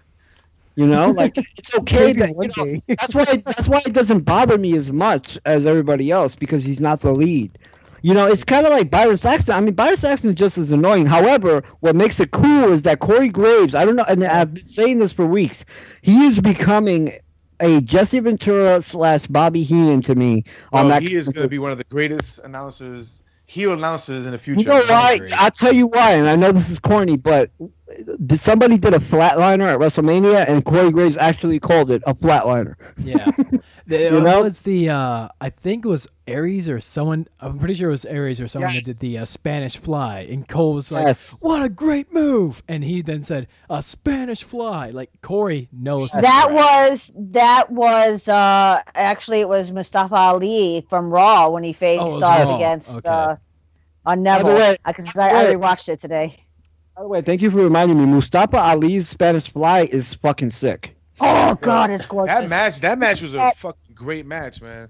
That was a really good match. It's just messed up. It got overshadowed by a beach ball, but whatever. Yeah. They did that match on 205 Live. It was Mustafa Ali versus Neville, and they did the Spanish Fly, and I just went, holy shit! They actually did. Whoa! It's like okay, cool. The way he does it is wow. I mean, it is amazing because we've seen Sin Cara do it. We've seen forgot who used to do it in before Sin Cara in WWE, but the way he does it, the way he jumps from one rope to another and then does the Spanish Fly is sick. And by the way, the other thing Corey Graves called, in my opinion, that was cool was Neville when he does the Rings of Saturn. Corey Graves actually calls it the Rings of Saturn. Yeah, that's right. The one thing I do want to point out is the crowd's news chant. Ref counts goes for the 3 count. 1, 2, crowd. Sweet. By the way, so yeah, that and the following contest is scheduled for one fall. One fall. Yep. But yeah, Corey Graves, man, I'm telling you that guy, in a sea of, we're not too sure about this era yet, even though I think a lot of superstars are actually emerging now. We have a lot more stars than we did a couple of years ago. Back in, a couple of years ago it was Daniel Bryan and CM Punk that were real stars. Now we're getting several stars at the same time. Like AJ Nakamura, Seth Rollins, Samoa Joe. I mean, for now. Kevin Owens, you know what I mean? So there's a lot more options. But and Corey is one of the brighter spots of this modern era. That the way he commentates, I mean, I enjoy it immensely. He's a heel, and he never stops being a heel on the commentating booth. And I sort love. of. Does he? He only stops during the cruiserweight matches. Then he's neutral. Then he's a neutral color guy now. Regardless, he's just fucking good. He's fantastic as a neutral color or as a heel color, but he is phenomenal. Heel color, whatever. You don't have to call him racist names. But anyway. And the last thing I want to mention, because only thing we mentioned with ROH Supercard, we might hit some more of it next week. Definitely check out the Cody versus Jay Lethal bull rope match. That match is flipping phenomenal. Is the whole event good? Because I really want to see it. I've only seen 2 of the matches, and I'm going to probably watch the rest of it later this week. But it's so far what I've seen. I need to get a hold of it still. Yeah. Yeah, I want to see that, actually. I do want to see that. Wasn't there another match? You ran down the card last week. I forgot what other match I wanted to see. The other match that I said that I was a big fan of was the Dalton Castle versus Christopher Daniels match. Oh, yeah, that's right. That's right. So we're going to talk more about that next week. Maybe we'll get it. Me, Owen, and Sean will get a chance to watch the whole thing. by next week. That's basically it. I mean, we saw a lot of stuff this weekend, and also if you guys saw Ring of Honor, then you really saw a lot of stuff this weekend. Yeah. Really good WrestleMania, man. I think this has been one of the better WrestleManias in a couple of years for me. I enjoyed it immensely, and we got to see the Undertaker in his last match. Supposedly. For better, for worse. Not probably. That was his last match. I don't know. I mean, you could stick with the probably. But they keep on like saying, what is it? It looks like he's retired. It looks like this. The speculation is this. He's retired. This is like his 4th retirement match. I don't know yet. I don't. No, it was retirement, dude. The way he, trust me, it's clear. The way he walked out holding arms with Shawn Michaels and Triple H showed he was retired. Oh wait, no, I'm not convinced until January next year, to be honest. It's totally different. He's retired. Yes, way different. On top of that, they actually had to even mention the fact that nobody touched his coat or his 30 hat, minutes. Even after the event, like it was still there. So that means they're paying major respect to this guy. Yep. That he's done. And I don't see him coming back because he needs a hip transplant. What was it? Replacement. Yeah. Right. He needs a hip replacement. So I think he's done. There's no. I'm not even saying I think he's done. I'm saying he's done. I'm going on record as saying that. And by the way, I already said that weeks ago. Yeah, I'm saying he's done too. And I don't mind the way he. I'm good. His farewell. I'm fine with it. Final Just questions. not the guy who's retired. Yes, no, or maybe. You guys are both saying yes. Laura, is he done? He's done. Innocent, is he done? He left it in the ring. He's done. If I have to answer Yes, that, no, I or would say maybe. he's done. All right. I'm still in the maybe have to category, but yes, so maybe. Okay, I say maybe then. Yeah. All okay, right. maybe. I'm just not, He said, "I got it, maybe."